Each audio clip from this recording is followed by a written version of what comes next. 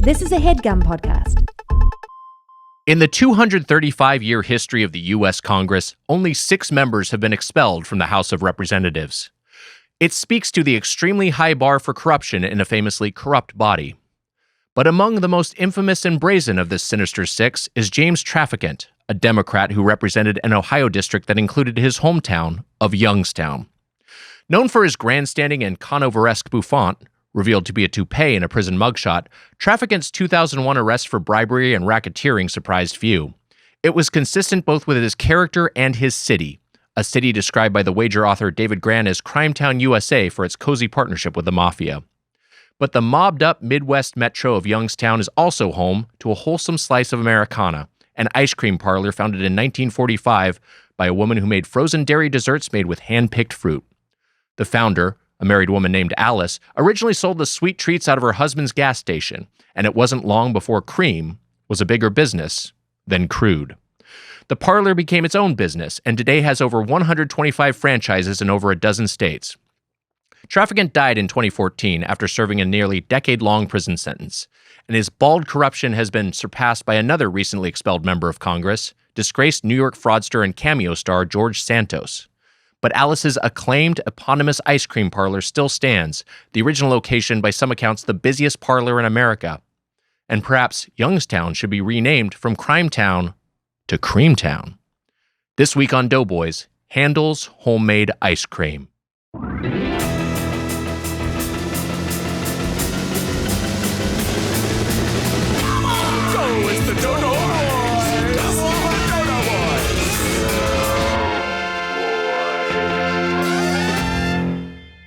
Welcome to Doughboys, the podcast about chain restaurants. I'm Nick Weiger, along with my co-host, the nicest person in comedy, the Spoon Man, Mike Mitchell. What the hell?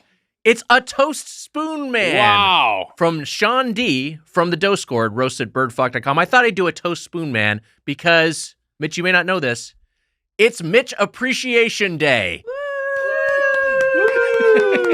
Did you guys know about this? Kind of. Wagger said it casually in an email, and I just didn't ask questions. It's Mitch Appreciation Day here on the Doughboys podcast. No, we're not.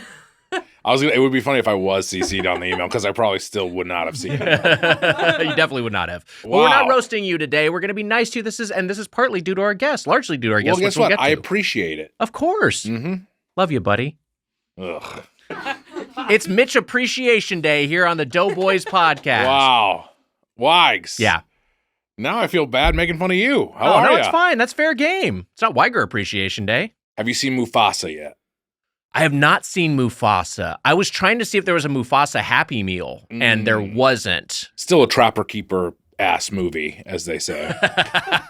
I think it was, I forgot who said that to me. It was Mookie or Calpat. Somebody was like, good observation. It was a Trapper Keeper. It's a fucking Trapper Keeper cover fucking movie. And I'm like, I haven't seen Mufasa, but I find those movies aesthetically repulsive. Because the original 2D animation is so the original lush Lion and King's gorgeous. so good, Yeah. and then the old one was on TV the other night. I was like, this fucking sucks. It's bad. It is bad. Yeah. Why are you just doing this? Like, why are you doing it again? Look, people Xbox got paid cutscene and of a people movie. made money. Yeah, God That's bless them. nice. That's what nice. we like.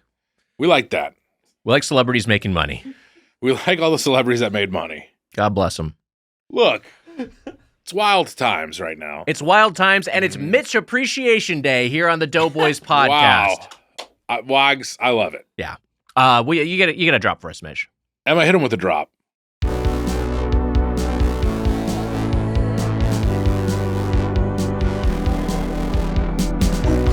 All segments. Oops, all segments.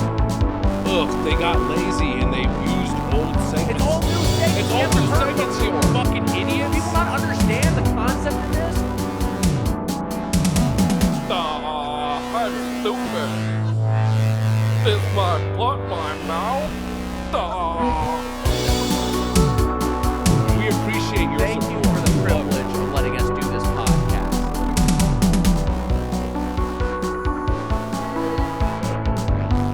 Maybe better by the table. I don't know.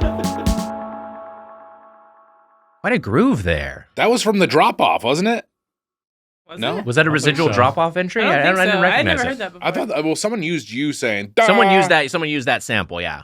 Hello, this is my first attempt at making a drop. I hope it's okay. Okay, Wow. So maybe not. I refuse to force anyone else I know to listen to it. Certainly not my beautiful wife, so I have no idea. I love this dumbass podcast. Sometimes I don't feel so bad. I waste so much money each month on Patreon. So much money. Well, Oh, I mean, it's $5 a month. It's not like it's cheap. yeah, $8 the Platinum Play Club tier. Yeah. But also, like you're saying, so much money.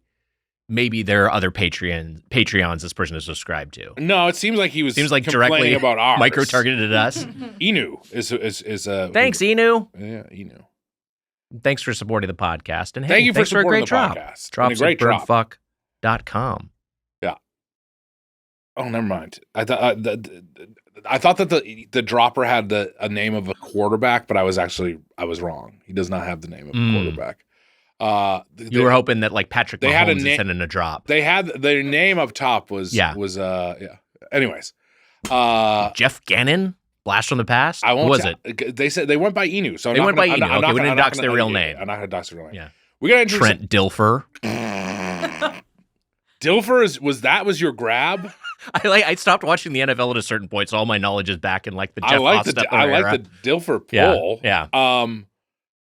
I just remember in college, like seeing a hunk guy who was like such a dud. I hate hunks. Hunks suck. I love hunks. You know what? Know what's fun? It's a chunk.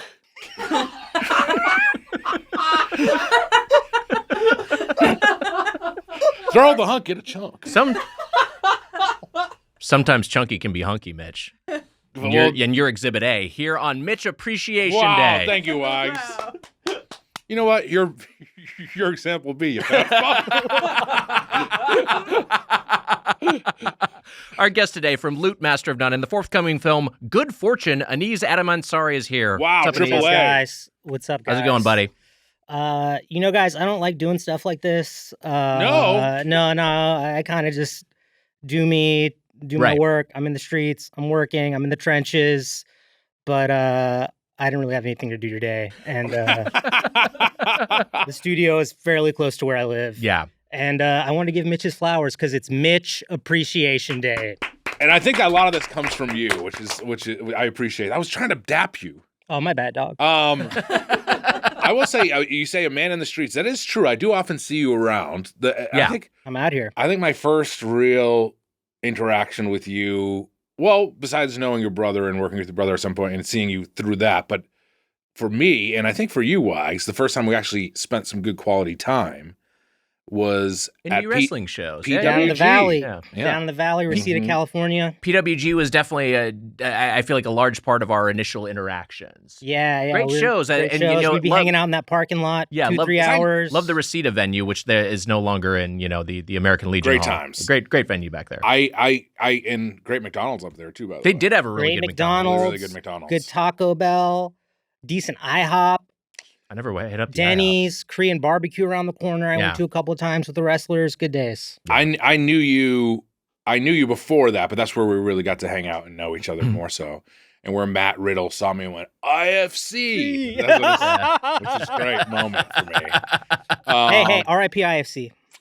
Is it dead? Is the channel gone? You know what? I think it's still there, but I think it's morally bankrupt. I think they just play. Yeah, after they pulled They the just Birthday play Boys rerun. off? Yeah, they pulled the Birthday Boys off, and I think they just play reruns of Young Sheldon. So you're watching? Yeah, I'm there. You know this thing with Weiger that young Sheldon wasn't young enough? We've talked about this on the podcast Oh, well, before. it probably got exponentially worse for you then. Right? As you just kept getting older.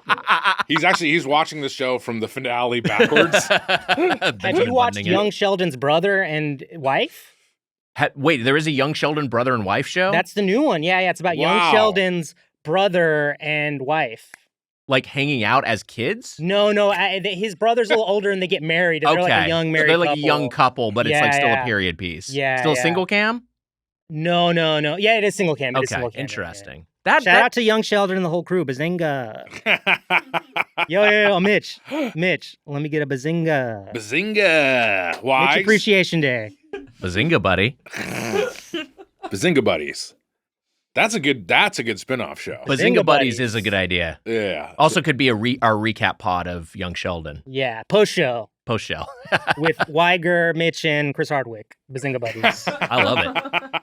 Wait, there's something else we have to talk about. We're in the recent aftermath of the Headgum holiday party. Yes, Hunkfest 2024. And while that was going on, a cat was found. I don't know this full story, so maybe I don't know, Mitch, if you want to drive this, Amelia, you want to drive this, but this kind of dominated your experience of the party. We get out of our record. Yeah.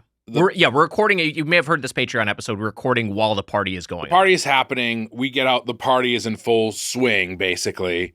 Where our people are fucking and sucking. Yeah, people are. And Hollywood. And they look good. Baby rolls out. They looked really, really good. Yeah. There's surplus baby oil this year because the Diddy parties went away. So, there's a lot of sucking. Stuff's on clearance. I am like, my brain is melted. We got to go to this party. You and I are. Look, if we didn't record on the day of the holiday party, there's a good chance we would not have been here just because we're losers that don't go to anything. But I think that everyone else was excited to go to the party, and I was too. I was excited to see people and hang out. Rub some elbows. There you go. Yeah. They had a taco. They had a taco cart, which was nice. Had some tacos. I get out almost immediately from me. I hear this news that a stray kitten has been found. Yes, it's in Marty's office. Alex, who works at Headgum, she found the kitten, put it in Marty's office. Shout out to Alex. Alex, great work. I am immediately like, oh, fuck. Well, first of all, I thought when I heard that there's a stray kitten, I was like, my night's ruined because I'm going to go outside and try to find this stray kitten. But Alex, on a mission. I have some trauma with kittens when I was younger. I love kittens. So I like, so if there's a kitten I see on the street, it takes up my whole night. This is the truth. The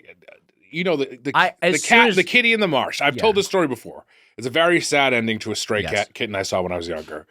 If I see a cat, I need to try to help it. A stray cat. Yeah. As soon as this cat showed up, and it's being the kind of a makeshift domicile for it is Marty's office, the CEO of Headgum. His office is being used as the spot for the stray cat to hang out. And I just knew that you were going to be like, I was like, that's Mitch's night. He's going to be completely fixated on this for the rest of the party. And you did nothing else. You were right. I did nothing else. I ate tacos at one point because I was like, I need to go eat tacos. Did you crush any brewskis?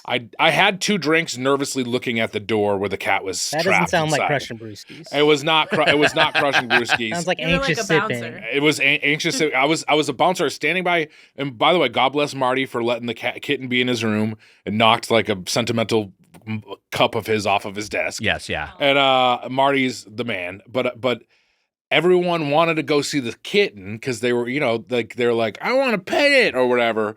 And then it turned into me screaming at, one of the owner of the network, Amir, being like, don't open the fucking door. Just screaming at Amir. Give him space. Give him space. I was just like, everyone wanted to go in and see the fucking kitty and pet the kitty. And I that's what it's like a little kitten. I'm like, it's going to dart out. Yeah. And I'm going to kill you. I said this to one of the hunks and I couldn't have felt more like a school shootery. Yeah. Sometimes a chunk has to speak up to a hunk. It's true. It's a life Aniz, lesson. thank you. I agree. It was this thing where one of the hunks, I was like, I was like, he was like, what would happen if it got out? And I was like, if it got out, I'd fucking kill everybody. That's what I said to him. Yeah. And I saw the look in his face, be like, ugh. And I was like, I'm like the weirdo guy at high school now with all these fucking good looking hunks. Yeah, stay out of my lane. That's my job. They're all thinking I'm a weirdo. Yeah. And look, I might also just on that note, that the other thing I remember is that like you were talking to Marty, he was being great throughout the whole thing, but you were talking to Marty and you're like, your fucking dipshit employees keep trying to get in there. I mean, sometimes the truth hurts. Sometimes the truth hurts. I did say that exact line. And Marty was like just laughing at it. And then you know what? To Amir's credit, later on, I was like, I'm sorry I yelled at you. I mean, I was like joking. They can't like cancel this show, right? There's a lot of celebs coming in here. The Doughboys stock's going down. I was like, I said to Amir, I was like, I'm sorry. I was joking, yelling a lot, but also was at some points was like, don't come in here. But I said to Amir, I was like, I'm sorry that I was yelling at him. And to his credit, he was like, no, you were right. Like it was stupid to be letting people in. I was like, okay. So he's being nice about it. Yeah. There was a little bit of buyer's remorse helping Mitch remorse to one of our employees. Yes. I asked Amelia, I was like, could you possibly take this cat home tonight and can you help me watch the door? I'm so nervous about this cat.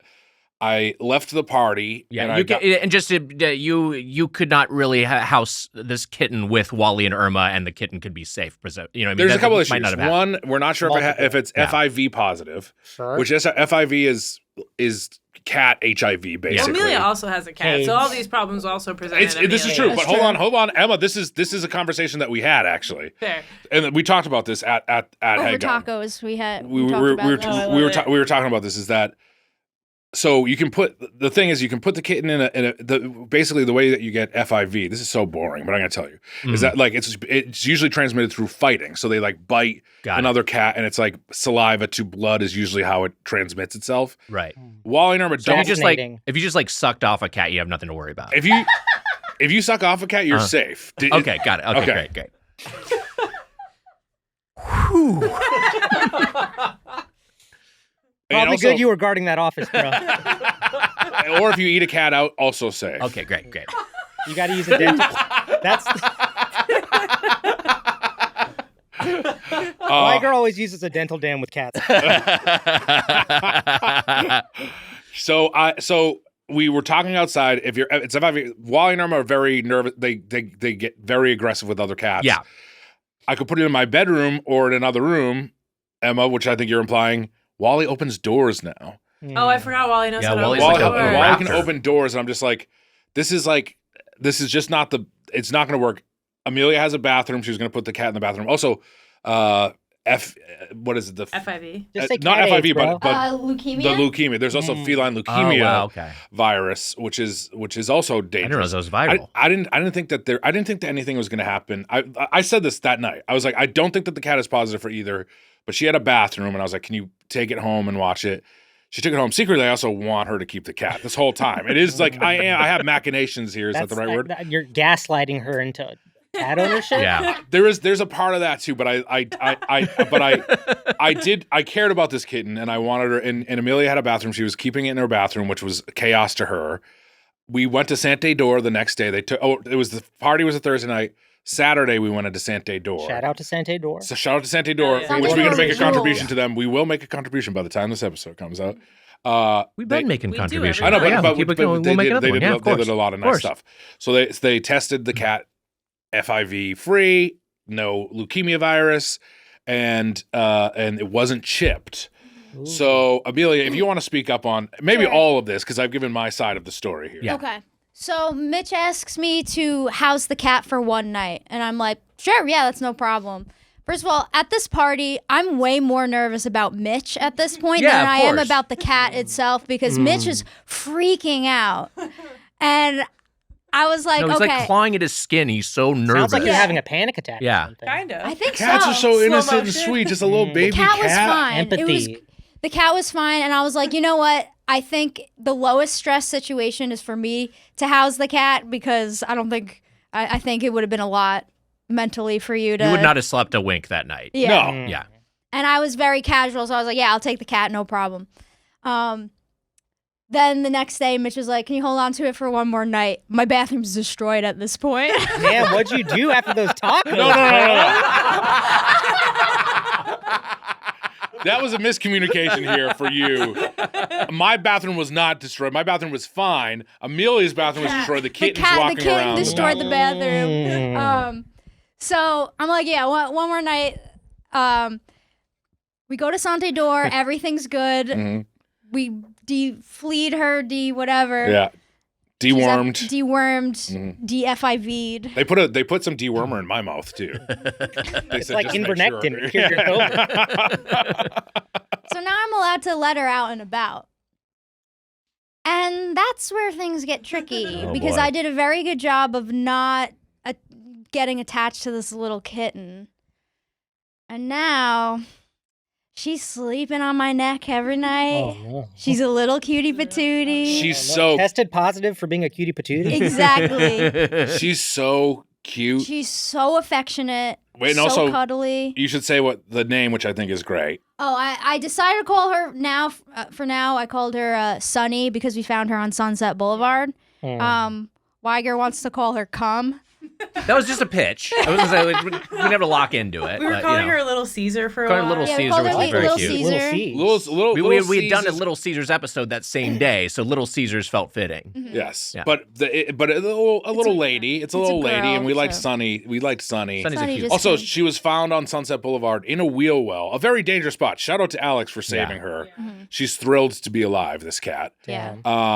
But you're a hero, first of all. Amelia's a hero for saving this cat's life. True. No. It's Mitch Appreciation Day, not me. It's the truth. She's the hero. I merely kind of helped, but I was very it is almost. Look, I can tell you're nervous now, just reliving. Yeah, this. Yes, I am. You're having some But also- traumatic flashbacks. Yeah. I did say to you that like you were going to twist it to me being selfish, and there is a little bit of selfishness trying to save the When cats. did I do that? On the text, remember, I was like, of course you're going to try to spin it being like me doing this for selfish reasons when I'm just trying to save the cat, which I am. I didn't do that. But that's I know. something you said. I know. You I did concocted in something I your head said. about him. Are you developing a martyr complex? There is a bit of selfishness to it because I do care about. I do get very worked about animals, and I know that I'm a guy who eats meat. I know it's a little bit. Oh, we know you're a guy who eats meat. I know that I a bit of a what's the word I'm looking for, a hypocrite. But I don't know why. I don't look. I'm going crazy. We always again. this is a societal problem. This is an issue where we have different hierarchies for different life forms. Some are vermin, some are pets, some are food. Summer hunks, Some summer are chunks. hunks, some are chunks. I love cats. I'm trying to push you towards keeping. I told you that I would give kitten support the entire. Like Which child is support. yeah. Yes, Which is like basically. I will like treat this like child support if you decide to keep it. I'm like, I did say it. you drive I a mean hard that. bargain. I do want her to meet Wally and Irma at some point, and we want to bring her into the studio, but Casey's allergic. Sorry. So is Anya. We still want to do it. What if we kept her in a cat backpack and we didn't let her out? That sounds That, like. I mean, that. Or might what work. if you put Casey in a In a- backpack? in a The cat gotta be Okay. contained. Maybe he needs to be in one of those little tubes. Would be pretty Fishbowl cute. over your head while you produce. I'm open to it. We can have you in like a contagion suit for the whole episode. Contagion suit. You give me a contagion suit, and we can And get then a you cat gotta here. walk out into the alley and get sprayed down with a hose. Emma, you gotta do that. Okay, I can do that. I'm ready. If you have this kitten meet Wally and Irma, you will never let her go. I know I think that. they also will like try to like She destroy matches. her. They like. I know. Yeah, they it's look- similar they She's look a coloration. the same. tuxedo cat. Yeah. We'll throw some photos into the YouTube. Oh yeah, right? she's a people can see it. polydactyl. Yeah, too. She's a she's got polydactyl. She's got extra thumbs. Wild. Wow. Polydactyl. Yeah. She could be a hooper. She could. Yeah, imagine if Get that cat on the Clippers. They need some backboard help. Imagine what an advantage that would be in pro sports if you could be a polydactyl athlete. That'd really be something. You got like a sixth finger. I thought you were saying with the cat, and I was like, I think the cat will be bad at the game. But No, I mean if human beings had that, like that was a common genetic mutation. It's Sure. like, oh, I got 6 fingers. I can throw a 2-thumbed fastball. yeah, You that could be fucking rules. six-fingered Mitch. That's what they would call you. sounds Yeah. good as hell. Wouldn't be using them too much. But, what were you gonna I say? was gonna say I have made a good faith effort to find the owner of this cat because it was found with a collar. I It have was been, fun with the collar, but I've been we've po- talked about this. I've been too. posting on Facebook, Yeah. Paw Boost, Nextdoor, Blue Sky? not Truth Blue Sky. yet. Truth- That would be Truth so Social's funny. cat post. Truth Social, you find the owner. Did you say Kick? Kick, yeah, that's like the conservative streaming platform. Oh right, yes, yeah. Mitch's What's- friends on there. What's the horny one? What's the horny app that where people like just hook up? What is I it thought called? that was Kick. Oh, is it You mean Kick? Grinder? No, not Grinder, but also Grinder works too. What's the Yeah. one? Isn't there one where they like just hook up? You're thinking of Field. Field. Field. Wait, what's Oh. Field? Oh, Casey's a little freak. It turns out. Exposed, bro. Casey's playing the field, if you will. Oh, What is that why it's Field? called that? Field, it's like, an app if you're looking for a good time.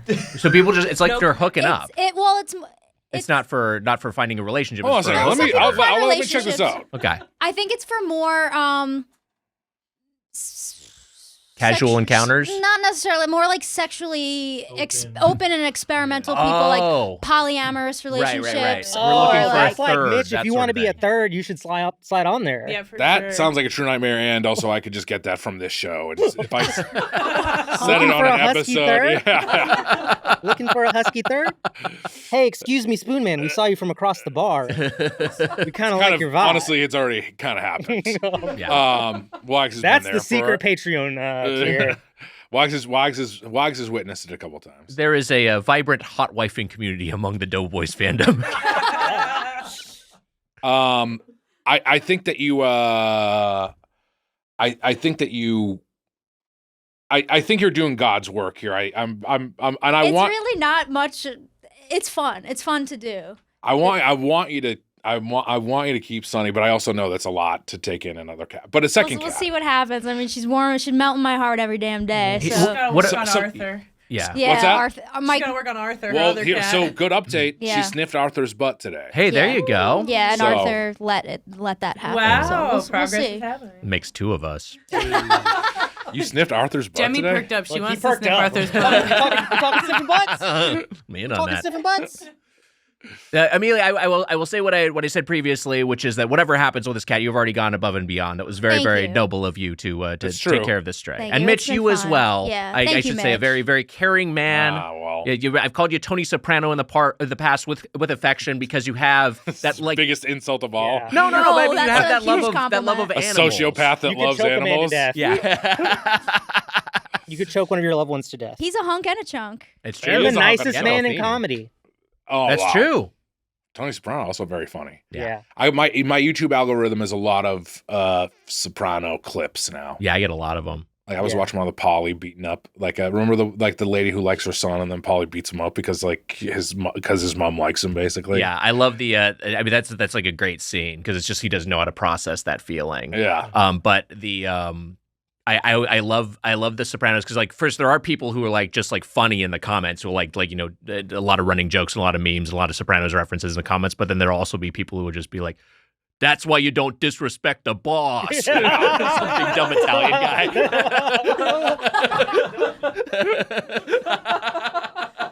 Aniz, I apologize for that tangent, but We had to discuss. we had to We discuss had the to. cat. We We had to had discuss to. the cat. No. Okay, we got to talk about a couple of things you're wearing. First off, you got the Gamecocks hat on. You are Yep. from South Carolina. South Carolina, born and raised. And you've also got the Canes, the Raising Canes sunglasses. Now, talk us through Shout the out to sunglasses Canes. first. How'd you end up with those? Well, I'm a big Canes fan. Yeah. Shout out to Canes. I love a good box with a sweet tea, slaw, extra toast. I go to Canes a lot whenever I can. Was it ever like when you were in the South? Was it a presence then? Canes wasn't around growing up. Yeah. But I grew up in a really small town in South Carolina called Bennettsville, and we had a local fast food place called the Dairy Dream, and they had it was owned by a Greek family who were some of my family's closest friends. We were the two immigrant families in the small town, one from Greece, one from India, and they had like fried chicken and gyros and ice cream, but their best thing was like a chicken finger box. Yeah. Which was chicken fingers, slaw, and they would do like a roll, like a Wonder Bread roll. So the kind of box style that you get at Cane's, tender slaw and some bread with the sweet tea, that's very nostalgic to me. Yeah, right. So Sounds like Cane's it. was kind of a newer brand. So as soon as I found out about it, I got into it. And then as soon as they opened one, there's one in Burbank and there's one in Alhambra. Those are the twos I go to. Yeah. I try to hit it up whenever I can. And one time I went there and I saw these fire Cane sunglasses available. And They're very sharp.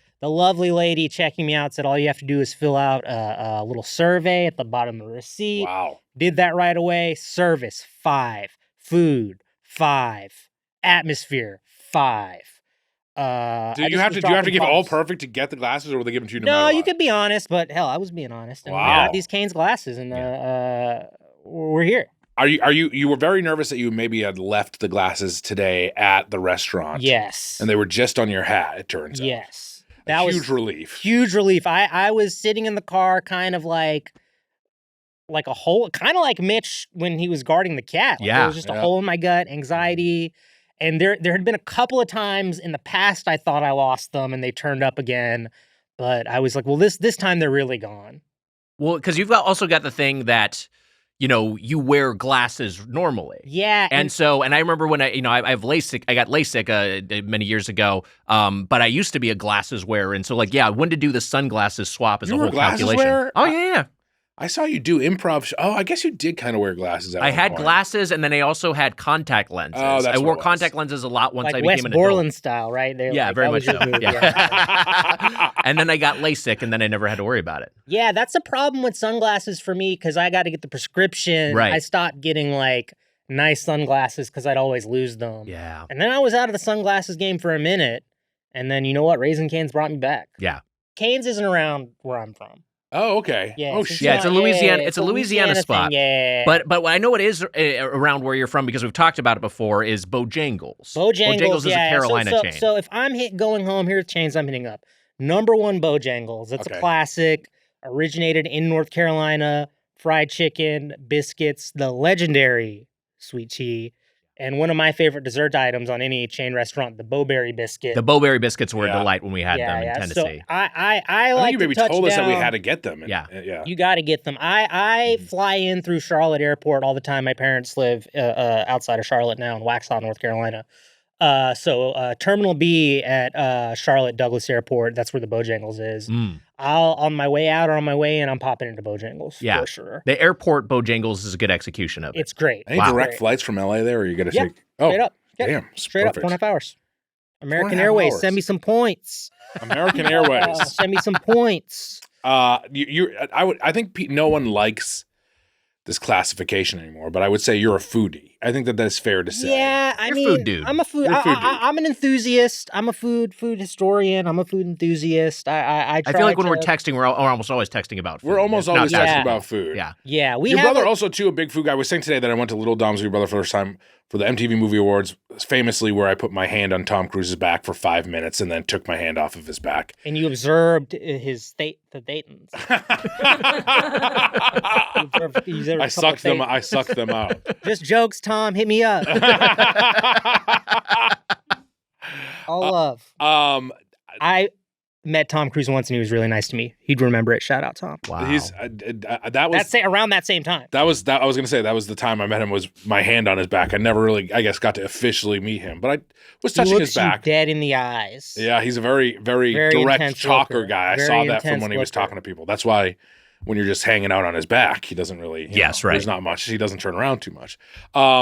But I remember in the early days of Los Feliz, like Little Dom's was, and then Best Fish Taco. Best Fish Well, you know, Tacos. my cousin, who I grew up with, she lives back home in South Carolina now. She lived in LA for a period around that time when I first moved here. And she'll ask, like, people still go to Best Fish Taco? I'm like, no. No, they kind of don't. They I mean, don't. Is it? It's still an operation though, It right? still is an Still operation. there. but Not a it's COVID still- casualty? It still is good. I mean, it's And just I don't want want to. I don't want to throw out misinformation, but I believe there was some like problematic situation with the they're running some comedy shows there, and maybe there's some problematic information came out about the ownership. I don't know. Oh, I don't no. know. Maybe Interesting. can Knicks fans can Yeah. hit that up. The police. Yeah. Yeah, I'm not sure what, but people don't go to it as much anymore. I Well, think fish tacos is tough, man. Well, for me, that was Best Fish Taco in Ensenada was like kind of a hot spot back then. And then to me, what really took it out was a place that's very near and dear to my heart, Ricky's Fish Tacos. I don't know if you ever went to yeah, Ricky's. yeah, I went to Ricky's used to run in the old Blockbuster parking lot on Sunset. Yeah, And then he moved. He was for a while on Riverside Drive. And Ricky, me and my brother got to know him over the years. He catered some stuff for us. He's just a super nice guy. And I think like he got put that, it's tough running these food trucks. And I think like, especially that area in Los Feliz, Riverside Drive, I think that's where he was under the bridge, and under the bridge, it kind of Yeah. got pushed out by public infrastructure. They built Yeah. all those bike lanes and yeah, those like weird poles they use to displace fucking homeless bike people. lanes, Wags. These fucking bike lanes. And but that was my favorite fish taco in LA for a long time. Yeah. Now I like if I want to get a fish taco, I'm Mariscos on Sunset. Sure. Yeah, that place is yeah. bomb. But Yeah, wait, it's so really the good. fish taco is because I remember I grew up in Southern California, a lifelong LA surfer dude, and the I remember discovering the fish taco because it was not a thing that was even common in SoCal for a time when I was a kid. And I can't imagine. What's that? Guisados. Guisados does have a good fish taco. is great. But and tamales. I can't imagine that there were fish tacos certainly in Massachusetts or in South Carolina. This is a thing you learn about in L.A. In Massachusetts, we had plenty of fish, but no tacos. You're right. Yeah. Well, I mean, like early on, I remember I would get a shrimp quesadilla. We could get a shrimp quesadilla from there's a very specific style of Mexican food you get down south. In Colombia, where I grew up, there's a chain called San Jose's. If you're from Colombia, you know San Jose's. And it's very a little less rustic and more like a lot of queso and little Tex-Mex-y. Little Tex-Mex-y. Yeah. And they did you get a shrimp quesadilla or a shrimp taco, but not this classic beer. But once I think there was in a way that salted caramel just became a thing at a certain point. Beer battered fish taco kind of became the thing. Right. Yeah. Now you can get it anywhere, but yeah. You could probably get a fish taco back in way back even in the day, but it's just because we have a lot of fish, and also it was at the one or two, the one Mexican restaurant in town or whatever. But fried fish in New England is clam strip rolls. It's always on bread instead of a tortilla. Yeah. But right? I feel like if you there was definitely seafood at Mexican restaurants, and you could probably get a fish taco. But the idea of a fish taco when I came out here, more so I would say out here, kind of a mind, right. Yeah. I did want to get your take on Bojangles has a regional competitor. I know it's not exactly, it's I believe from Georgia, not from the Carolinas, but Zaxby's. I love Zaxby's, man. And honestly, I wouldn't, this is my personal opinion. Yeah. I wouldn't consider them competition. I feel like they're two different SKUs because Bojangles is chicken and biscuits. That's a very specific SKU. There used to be a couple of other ones in the area. One from Georgia I really like. I don't know if it's ever come up on here. Mrs. Winter's Chicken and Biscuits. No. If you're from Georgia, you know Mrs. Winter's. It's Mrs. Winter's for dinners. That was a pretty good chicken and biscuit place that closed down. But Bojangles is fried chicken and biscuits. Zaxby's is wings and tenders. So I'm going to Bojangles. I'm getting a either a two-piece in a biscuit, or my personal favorite thing to get at Bojangles is the Cajun filet biscuit. It's a spicy chicken filet fried on a biscuit. I put a little Texas Pete on top, get some sweet tea, and the Bo-Berry biscuit on the side. Phenomenal meal. Wow. Zaxby's is more of to me, they are Zaxby's and I don't know if you've talked to American Deli on here? No, we have not. American Deli is a classic Georgia, Atlanta thing. We haven't spent much time in the South. We've never done a show in Atlanta. It's wings. American Deli has, and Zaxby's to me have the best fast food wings. Yeah. So Zaxby's, I always get and recommend people get. They have their main order SKUs called the Wings and Things combo. Well, first off, Zaxby's, you got to shout out everything on Zaxby's menu is kind of has the Mortal Kombat style where, if you play a Mortal Kombat video game, it's everything has the K. And Zaxby's, everything is Kano. So you don't have appetizers. Liu Kang. You don't have appetizers and salads. You have Zappetizers. Yeah. Oh, you want a salad? No, sorry. We have a Zalad, which Zalads are insane. I saw an ad. One thing I like about... Yeah, Zalad is wild. One thing I like about watching sports... I was trying to think of a third K. Killer Instinct. Ooh, that's a different game. different game. It's a different game. I saw a commercial for a Zalad on regional sports TV, watching Atlanta Hawks on NBA League Pass, and it was here's a salad with 2-piece chicken tenders and a whole egg roll, and salads are crazy. It's just basically the bed. But the Wings and Things combo is great. You get some wings, you get chicken tenders, you get fries, celery, and carrot, and a Texas toast. And then you get Zax sauce, which is kind of like their Kang sauce. And I like to do Wings and Things combo. I do the tongue torch wings, which is one step up from hot tongue torch. Yeah. Okay. And then they don't advertise this on the menu, but you can get your wings tossed in, your tenders tossed in wing sauce. Oh, wow. So I like to do, they have a really nice teriyaki sauce. I'll get tenders in the teriyaki sauce, extra ranch, extra toast, boom. So Zaxby's is great. I love Zaxby's. If I'm home for a while, I'll try to hit Zaxby's, Bojangles. I'd say my top Waffle House. That's the one I don't get that out here. Waffle House is probably my favorite favorite chain. Waffle House is what we've said before on the podcast. We're glad it's not out here. Like these regional chains should stay regional, and like it loses some of its charm if it expands out here. It would be pretty cool if we had a Waffle House. It would be great if you had a 24-hour Waffle House that was really hitting. Yeah, they're open to Bojangles out in Southern California, and I feel like it is a little bit of that vibe. They're gonna fuck it up. Yeah, it's a huge possibility, but I will say, just also the late night food game in Los Angeles went so downhill. I mean, almost everywhere because of COVID. So many places late night food game went downhill. It's just tacos, right? Really. It's mostly tacos. And you go to Langer's, but I mean that's kind of like if you're over there, like it's just trickier now. Where like even when I would go to Cactus Taqueria, which would be open till 4 a.m. on Vine, it closes at like midnight now. But is Ricky's Fish Taco? Is Ricky's gone? I've lost. Ricky, if you're hearing this, man, please reach out to us. We haven't heard from you for a while. I hope he's okay. I think Ricky's okay, dude. I think he just is, dealing with business, and he kind of went dark on social, but like Ricky's dark, like he's making like fucked up jokes. He's gone QAnon. No, he just can't stop. He has a manifesto, like No, they just kind of wound down business, and I don't know what's up there, but I never got because the lobster tacos were the ones that they had on certain days. I mean, can I tell you guys a secret? Yeah, please. You may have to edit this out the pod. Okay, great. But Ricky's hasn't been operating, but he did give me and my brother the recipe. Wow. So we've made it with the Ricky's recipe, and dude, we've done a pretty good job. Wow. It's pretty good. Though the only problem is like he gave us the recipe like he makes it, and my brother like didn't scale it down. So we just had this like big ass tub of like batter. It was just like he put it in the fridge, and my brother's the king of like, oh, you think this has been in the fridge for like 3 weeks, 4 weeks, 5 weeks? Is it good? You think it's good? I'm like, no. He'll call me in the middle of like, he lives in London, so we have a time difference. So it'll be like the middle of the night here, early in the morning. Like, hey man, I had this curry in the fridge for like, I don't know. I made it on Sunday. Like, do you think it's good? I'm like, it's Thursday, man. Like, I don't know. Smell it. Like, that's 5 days afterwards. That's rough. People get pretty paranoid about stuff like that. I try to just make small portions and eat quickly. It's the smarter way to do it. I am. Nally's great about it, and I'm bad about it. I do like leftovers. Stuff. I feel like some people have an anti-leftovers take, and I love leftovers. I think that's both trash and racist. I just said I love leftovers. What are you pointing at me for? Okay, sorry. I didn't know what you said.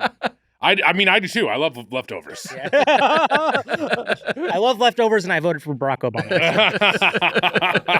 Things change over the next month when you're like, we are sorry for saying we like leftovers. I'm sorry that I said I voted for Barack Obama. I did not vote for him. I of course voted for Barack Obama twice, actually. Did I vote twice? Yeah, I probably voted twice. I think so. I think the one election I didn't vote for was, well, I won't say it. I did try to get you that you were a Romney guy going on the podcast, and that didn't really get any traction. It wasn't. There's other actors who are Romney guys. Yeah. You know what I did vote for is Chunk of the Year, and I voted for my man Mitch. Mitch Appreciation Day. Hold on a second. I'm not sure if Chunk of the Year. It's pretty good. Fuck Josh Gad. It's Mitch this year. I know Gad's won it 4 years running. This is Mitch's time. Gad always beats me for Chunk of the Year. Gad always wins Chunk of the Year and then cries at the acceptance. It's okay to cry. We got to talk. We got to talk ice cream. That is a shot on Josh Gad. We got to talk and deserved. We got to talk ice cream. Fuck Josh Gad. We're going for it. Yeah. More like Josh Gack. You fucking slimy fuck. We're sorry for saying fuck Josh Gad. Calling him Josh Gack. Hey, Josh Gad, your children's book, Picture Face Lizzie, sucks. Wow. I wouldn't let my niece read that for shit. Come find me, Gack. bro. I'm outside. I'm in Los Angeles. Where are you? Is he tough at all? I'm sure he's a nice guy. He's busy fucking nice Cubert. I don't care. He doesn't care. Oh, yeah, that's right. He fucks Cubert. He fucks Cubert and Pixels. This show is sponsored by BetterHelp. Mitch, new year, new you. What do you want your 2025 story to be? Wags, I want my 2025 story to be the best me there can be. I want to be the best physically, mentally. That's it. Okay, great. Well, every January brings you 365 blank pages waiting to be filled with those goals. In 2025, maybe you're ready for a plot twist, or maybe there's been a part of your story that's been happening that you've been wanting to revise. Life isn't about resolutions that fade by February. It's about picking up the pen and becoming the author of your own life. Wow. Wags, think of therapy as your editorial partner, helping you write new chapters and create the meaningful story you deserve to live. Mitch, I've benefited from therapy.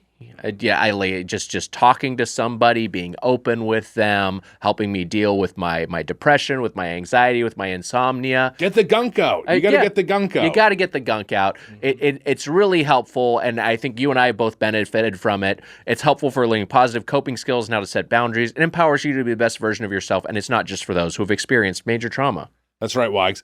BetterHelp is fully online, making therapy affordable and convenient, serving over 5 million people worldwide. Wow. Access a diverse network of more than 30,000 credentialed therapists with a wide range of specialties, and easily switch therapists anytime at no extra cost. Write your story with BetterHelp. Visit betterhelp.com/doughboys today to get 10% off your first month. That's BetterHelp, HELP.com/doughboys. This show is sponsored by Liquid IV. Mitch, there's a new ritual I'm trying this year. I've mentioned this before, but it's helped me a lot. I lay out my workout clothes at night before I go to bed, so when I wake up in the morning, it's what I put on, and I'm ready to get my gym time in. So you put out your shorts, your t-shirt, your socks, your undies, you put all that out It's at all night? out there. My headband, I'm ready to go. My gym shoes. But whatever you do, come into your own way this new year with extraordinary hydration from Liquid IV. Wow, Wags, you know what? I use Liquid IV every night. That's right, because Liquid IV is powered by LIV Hydroscience. Liquid IV helps you break the mold with flavors like their new Hydration Multiplier sugar-free raspberry lemonade, a bright zero-sugar flavor combining notes of ripe, freshly picked raspberries and citrusy, zesty lemon. Mitch, what is your Liquid IV ritual as someone who's a regular consumer of this product? Great question, Wags. Every night I get a big glass of water and I say, you know what? I'm not hydrated enough. I'm going to use some Liquid IV. I take a strawberry Liquid IV packet. Is that your favorite flavor? That is my favorite flavor. I put it in the bottom of my little my thermos. Mm-hmm. I put in some water on top of that. I stir it up. I go upstairs with Wally and Irma and I drink that bad boy before I go to bed. Wow. And what benefits of Liquid IV have you seen? Wags, I wake up more hydrated. Wow. I use a CPAP machine. It dries me out. I got to be hydrated by the morning, you know? Break the mold and own your ritual. Just one stick plus 16 ounces of water hydrates better than water alone. Liquid IV is leading the way in flavor innovation. True to fruit flavors that keep you hydrated. Find all your favorite hydration multiplier flavors on their website, from acai berry and lemon lime to pina colada.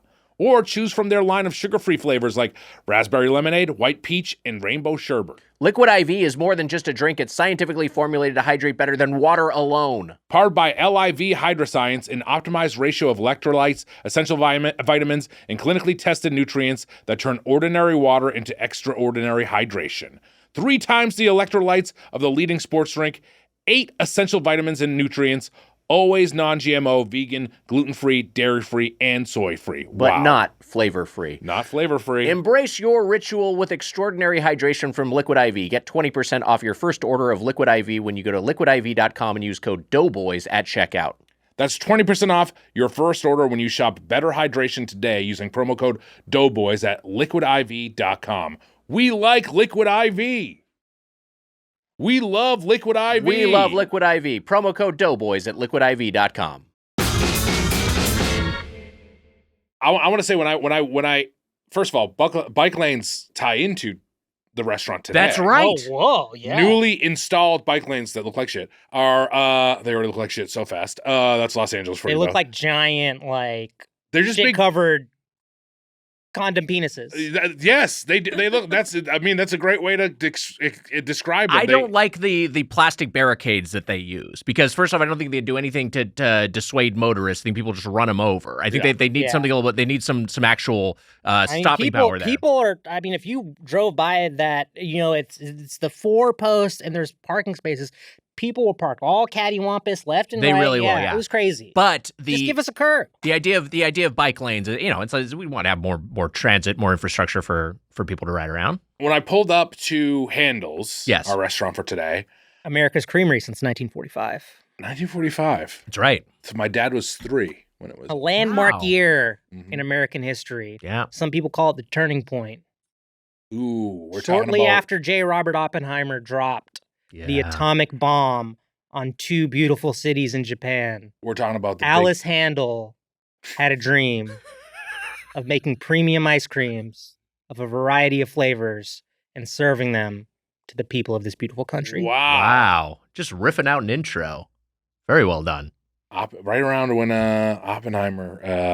That's right then, huh? Oppie, 45. old Oppie. 45 is when it is. That when it ends? Is that when? Yeah, 1945, yeah. The war ends, huh? down. WW2, the VJ big, Day, the yeah. second big one. What is Yo, it? yo, real quick. Shout out to the greatest generation.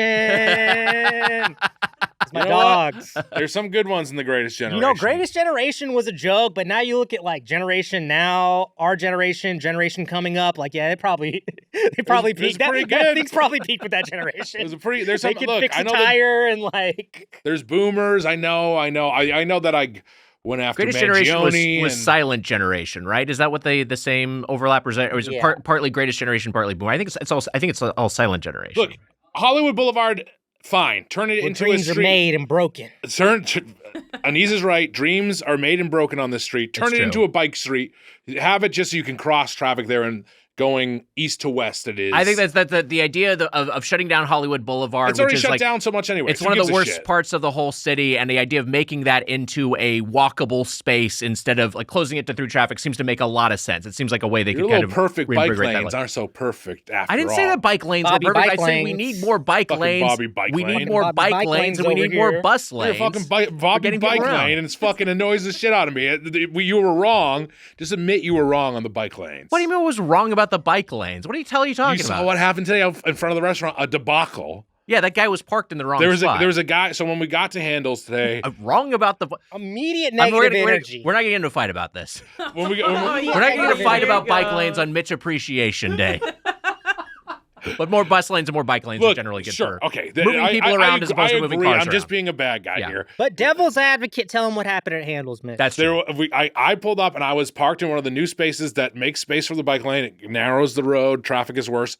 But We should clarify just to paint a picture for people who maybe haven't seen this in their town. This is a thing that we saw a lot of in Toronto. It's like a newer approach or a somewhat newer approach. all the transpo guys hated it so much. So funny. Well, There yeah. was- If you drive for a living, it's a little bit. But I mean, there's also just an overall. We're not going to get into it. And anyway, I was going to say there's sidewalk. I am for them in a way. Sidewalk, bike lane, barrier, and then parking. Yes. And so if it wasn't done in such a shitty Hollywood way, I would have been more. I'm not happy saying with it's a it. great implementation of the idea, but it's a not- good it's- idea. If it was a sensible barrier, Yes. maybe like the little pylon system. They're also on Riverside Drive. It's the same shit that displaced Ricky's Fish Tacos. There's a lot of negativity coming from these fucking pylons. Yeah.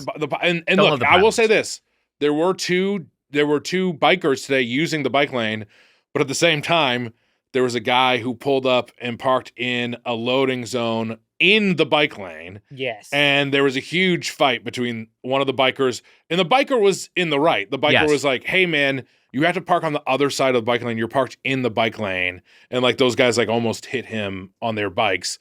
And the guy went off and was just fucking swearing at these guys. He's like, "Fucking keep going." He was like, fucking keep going. And Mitch was like, "Can I get the brownie, the brownie sundae?" And does that count? It is true. I was ordering this guy was getting to a big fight with this guy parked there, right near where my car was parked. I was on the other side. We of did it. get the bystander thing, which I always love, which is the guy who sees that you were observing and then just is like you guys are on my side, right? Like the guy biker just And came we away, We're were. like, on his That side. guy's I love crazy, his side. right? I've It's like, sometimes yeah, been that right. guy. I've Yeah. sometimes been that guy. I love getting that reassurance. yeah. I gave him this thing where I was like, "Yeah, man, he didn't get it." That's what I said. Yeah. And then I looked over nervously to see if that guy heard it. Because I didn't want to have to like be like, "Fuck," and the guy's like, "Oh yeah, fuck you too." And I'm like, "Fuck." Now And you're holding a massive brownie sundae with a cherry on top. Look. What'd you say, bro? I would have kicked the shit out of that guy in his car. Actually, he was pretty aggressive. I don't know. He was kind of a. You're a big dude, but he was pretty aggro. And I wouldn't I want to don't mess know up my Sunday. who wins in a fight. That guy versus the three of us and small spoilers, Susser. Yes. I mean, Susser, I'm going to go ahead and take him out of the equation. I don't think he's jumping in. No, he's not. No, I don't think Susser would. away. Susser would at least break things up when we were getting our asses kicked. He might break things up. I would try to calm it down. Susser might join in on that guy's side when we're losing. There's a possibility that Susser would jump in and fucking start hitting us. He's anti-bike lanes as well. Okay. Susser covered in whipped cream and ice cream. Handel was covered. We'll get into that. We'll get into it. Handel's homemade ice cream, as Aniz said, was founded in 1945 in Youngstown, Ohio by Alice Handel. Alice sold ice cream made with fruit from her own backyard out of her husband's gas station. That's the genesis of this place. I think there are still a lot of fresh fruit mix-ins into their creams. The ice cream is made in-store each day. It expanded to California in the 2010s and has over 120 franchises in 14 states. So here's the thing. I didn't know much about Handels just in general. Neither did I. We saw them popping up because they were in SoCal, but they started popping up in LA proper within the past 5 years. And I was worried they might be a pandemic casualty, but they seem to be thriving or at least surviving. I had never had Handels before. I had never had it, and then you saw this National Geographic. Yes. That was the big thing. National Geographic said it was like the best ice cream in America. Interesting. So, yeah. But this was 2006, but still, it's like it's well regarded and it has a lot of history. Because I'd never had Handels, and because I'm a bit of a creamsman, which I believe our guest is as well. Same, and had never had Handels as well. I made 3 separate trips to Handels to try to sample all of their offerings because the thing that you deal with ice cream is you can't have nice research. You can't have like just variety a ton of flavors. ice cream. I need more research. It's diminishing returns. You fucking fat piece of shit. You can't have like 8 scoops of ice cream in one sitting. You need to spread it out a little bit. I went last night. Yeah. To be fair, Me and Mitch went twice. We went to back. I went to back. today. You guys were going today, and I was like, okay, I'm going to go yesterday again. and today as well. And I did not know much of Handels at all. I love the vibe of the place. You were sending me photos. It's a counter. It's old school. The very Handels old school. in Hollywood that we went to is kind of a counter vibe. Yeah. The weather's been kind of nice. That was cool. It was. I think that this place is going to go crazy in the summertime. Yes. Especially that spot, that street. Look, the bike lanes are making it pretty nice. That street. Yeah. Couple of options, couple of small local chains, Homestake, go get them Tiger up in there. That's right. So go roll. And Mendocino Farms right next door. CFG, California Fish Grill. Oh yeah. Just opened up. I like California Fish Grill. Would you like that or California Chicken Cafe more? I like California Chicken Cafe more, but I like California Fish Grill. Yeah. It's good. It's a good option. Should I talk about what I did last night? Yes, please. I got myself a hurricane. So that I was, when I saw hurricane on the menu, I was a little confused at first because to me, when I see hurricane, I don't know if it's a regional thing or I think of it as like an alcoholic drink called the hurricane. Yes. I'm aware of the hurricane. Yeah. So that's what I thought, and then I was like, oh no, it's an ice cream thing. And now I realize, it's a direct shot at DQ. It's their Blizzard. It's their version of a Blizzard. Blizz. It is. This is a thing that Natalie pointed out is like a lot of their flavors, a lot of their menu items are like, basically royalty-free nods to existing things from competitors. Like for instance, they have the Hurricanes, which are the Blizzards. The other one that I think is really noticeable is they have a Chunky Monkey that is just exactly Chunky Monkey that is called Monkey Business. Monkey Business. Yeah. This is a little more niche, and I've seen this come around to different places, but they have the Cookie Monster style flavor. They do. Which is a blue ice cream with Oreo cookies and classic chocolate chip cookies. You see it on a lot of menus, and I could be wrong, but to my knowledge, that flavor originates at the Southern California chain Afters. Because Afters was the first place I saw it, and they dropped it when they were doing an official collab with Sesame Street Workshop. Wow. And they specifically used the to the Pantone point dye that's proprietary to Sesame Street Workshop and the Cookie Monster for that. So I think anytime you see that, I think that's a ripoff of Afters. I could totally see that. I could be wrong, or if I'm wrong on Reddit, correct me, but do it in a nice way. You don't got to be like, well, you know what I mean? Just be like, hey, man, I heard what you said. We got bad Here's news the for you. information. It's not going to be in a nice way. Well, I'm trying to activate change amongst your community, dog. Yes. So just think about how you present the information. Continue. I think people will have will be commenting in good spirits here on Mitch Appreciation Day. This will just be a show celebration. Mitch some love is all I ask. I think you're right, Wags. I think people will be really nice today on Mitch Appreciation Day. Speaking of saying something nice about Mitch, I just kind of noticed his fit's kind of giving a little Cookie Monster. Kind of do have a Cookie Monster vibe. Cookie Monster vibe. Cookie. Yeah. That's classic Cook. You know what I gotta say? Give me cookie. You know what I want to say, Aniz, is that speaking of very nice, I meant to say this up top. Last Thanksgiving, I was ill. I had the flu. I was sick with the flu, so my Thanksgiving was a wash. Yeah. This guy came over with a Thanksgiving dinner and dropped it off at my door. Brought you a plate. It was extremely brought me nice gesture. It was extremely nice. I'll never forget it. It was a very nice gesture. Truly one of the saddest texts I've ever gotten. Hey, Mitch, how's your Thanksgiving going? I have the flu. I'm by myself at home. Yeah. I think I said are you going to eat anything? And you're like, I may order some Domino's or something. Like, bro, I'm bringing you a plate, dude. I'm pretty close by. We have leftovers. I'm bringing you a plate. A great plate, too, by the way. Awesome Thanksgiving at my brother's house. Me and my brother love to kind of cook and entertain, so we had a lot of food on deck that year. So a great plate. It was a great plate. And it was very kind gesture. We had the turkey going, rice. Me and my brother do a classic Southern style mac and cheese. Oh, that's fun. Wait, what's your secret to your mac and cheese? Well, when I was growing up, both my parents worked. My dad's a doctor. My mom works at the hospital, the medical office. So we had a nanny that took care of us, and she would make us. She was a woman who grew up in South Carolina, and she just made us all Southern food growing up. Wow. Fried chicken, biscuits, mac and cheese, rice and gravy, collards. Wow. So we ate that food growing up all the time, and she kind of. I learned some of the recipe from her, and then we've kind of adjusted and perfected it to kind of what we do. But it's a classic. I mean, some people find it controversial. You know what I mean? It's a classic Southern style baked mac and cheese. Yeah. So it's got creaminess with a crispy top. That's what I like. I know some people are anti crispy top. Some people prefer just straight creamy. And I say you do you. You know what I mean? I don't understand it. I don't think there needs to be a schism here. I think there's room for both. That's a problem with this fucking country today, guys. True. Schism, good Tool album. Oh, great. I love that. I love, it's one of my favorite songs to play on the bass guitar. Classic bass riff from there you go. Justin Chancellor, one of the great bass players. What's your And fun, bringing it all around, when we first met in Reseda, California. Oh, yeah. At the parking lot, we were standing right by Adam Jones, guitarist of Tool. That's right, true. a regular. That's where I met him. I like Enema, too. Shout out to Adam. What were you going to say? What's No, I was going to ask, what's the cheese blend you do? Usually just like a mix of cheddar, maybe some Monterey. Maybe a little parm, but yeah, I keep it simple. I think a lot of stuff with cooking is keep it simple and fresh ingredients is kind of my mantra with cooking. Tool, big comedy fans. They were like I think they were like with Bob and David. They went to tapings of it, but I think they were in Mr. Show, like in the audience of Mr. Show. The Maynard, I think, is canceled. I think he got in trouble, but the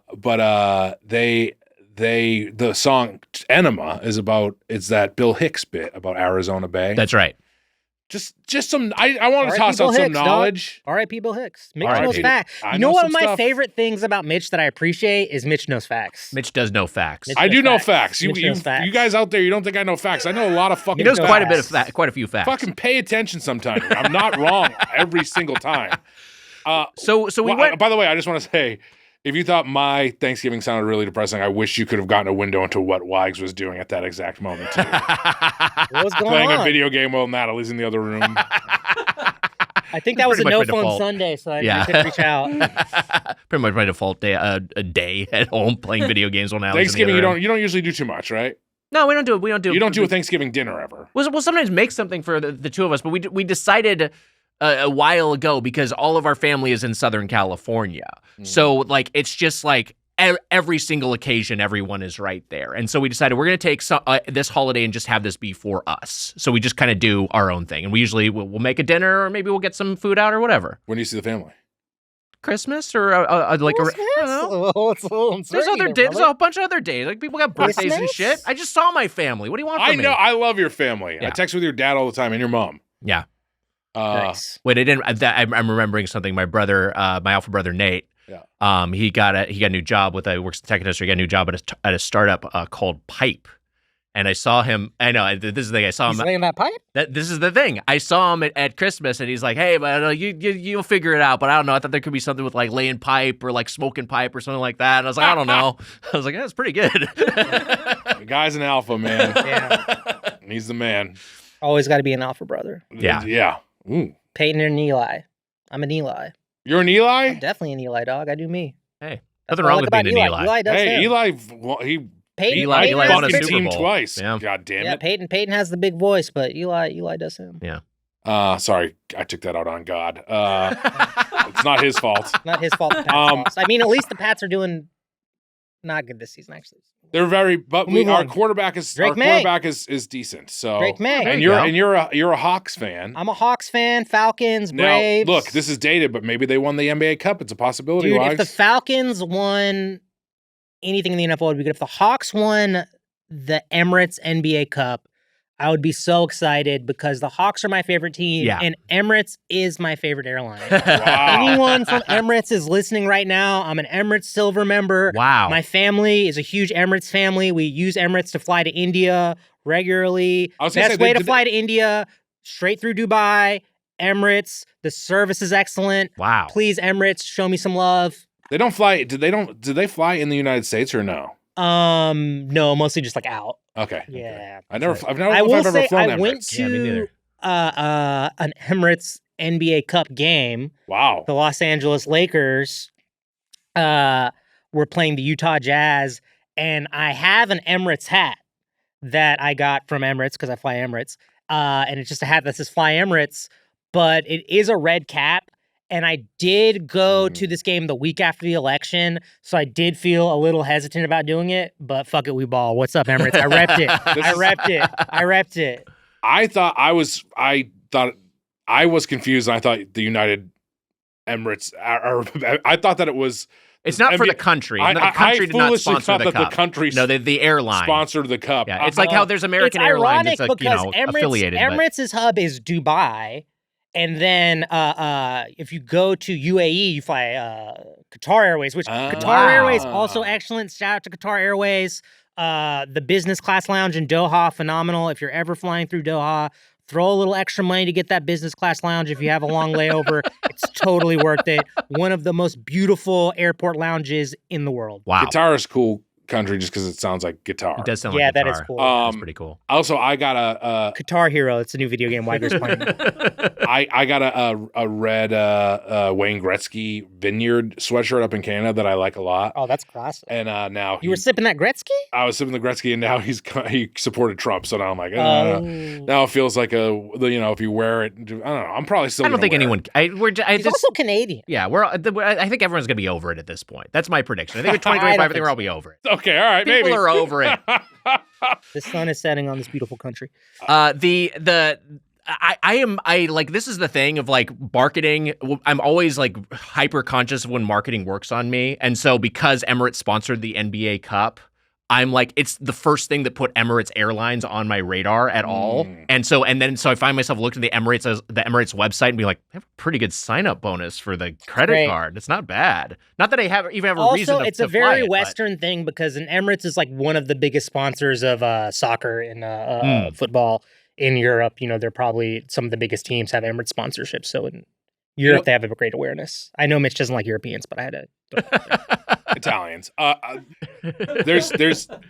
do root for the Mercedes-Benz Stadiums is great, and Mr. Blank Man, Arthur Blank, is that who? Yeah, Mr. Blank. Yep, He's Mr. Blank. he owns Home Depot. He's like one of the. It feels the like owner of the Falcons and the Mercedes-Benz Stadium in Atlanta, GA. he seems like one of the better owners that keep the prices cheap in that stadium. Yeah, Food prices it's are State cheap. Farm Arena, right? At the State Hawks Farm Arena games. used to be Phillips Arena. Okay. It's all down there in Centennial Olympic Park.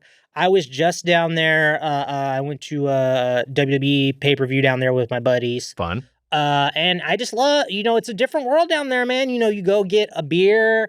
It's, $10, not $20. You know what I mean? The food, here, we talk about this a lot, me and Weiger, because we both are very fortunate. We live out here. We're huge basketball fans. Yeah. And we have the access to go to Lakers games and previously Clippers games there. And the state of food services in crypto.com arena is a travesty. I'd characterize it as dire. It's dire, yeah. All the food is mid. And Isn't there a Doritos restaurant There is a Doritos restaurant. It's a gimmick, and it's not good. Yeah, and all the food's expensive. Like, I bought like a hot dog, fries, and a beer. Where do you think I'm paying, Mitch? Just not out of context. What do you think I'm paying? I'm going to go high, and I'm going to guess $30. $50. Oh, $50. my God. Meanwhile, down at State Farm Arena, Atlanta, you have reasonable prices. You have good food. You have Antico Pizza, one of the best pizzerias in Atlanta. Celine Pie's there. I love it.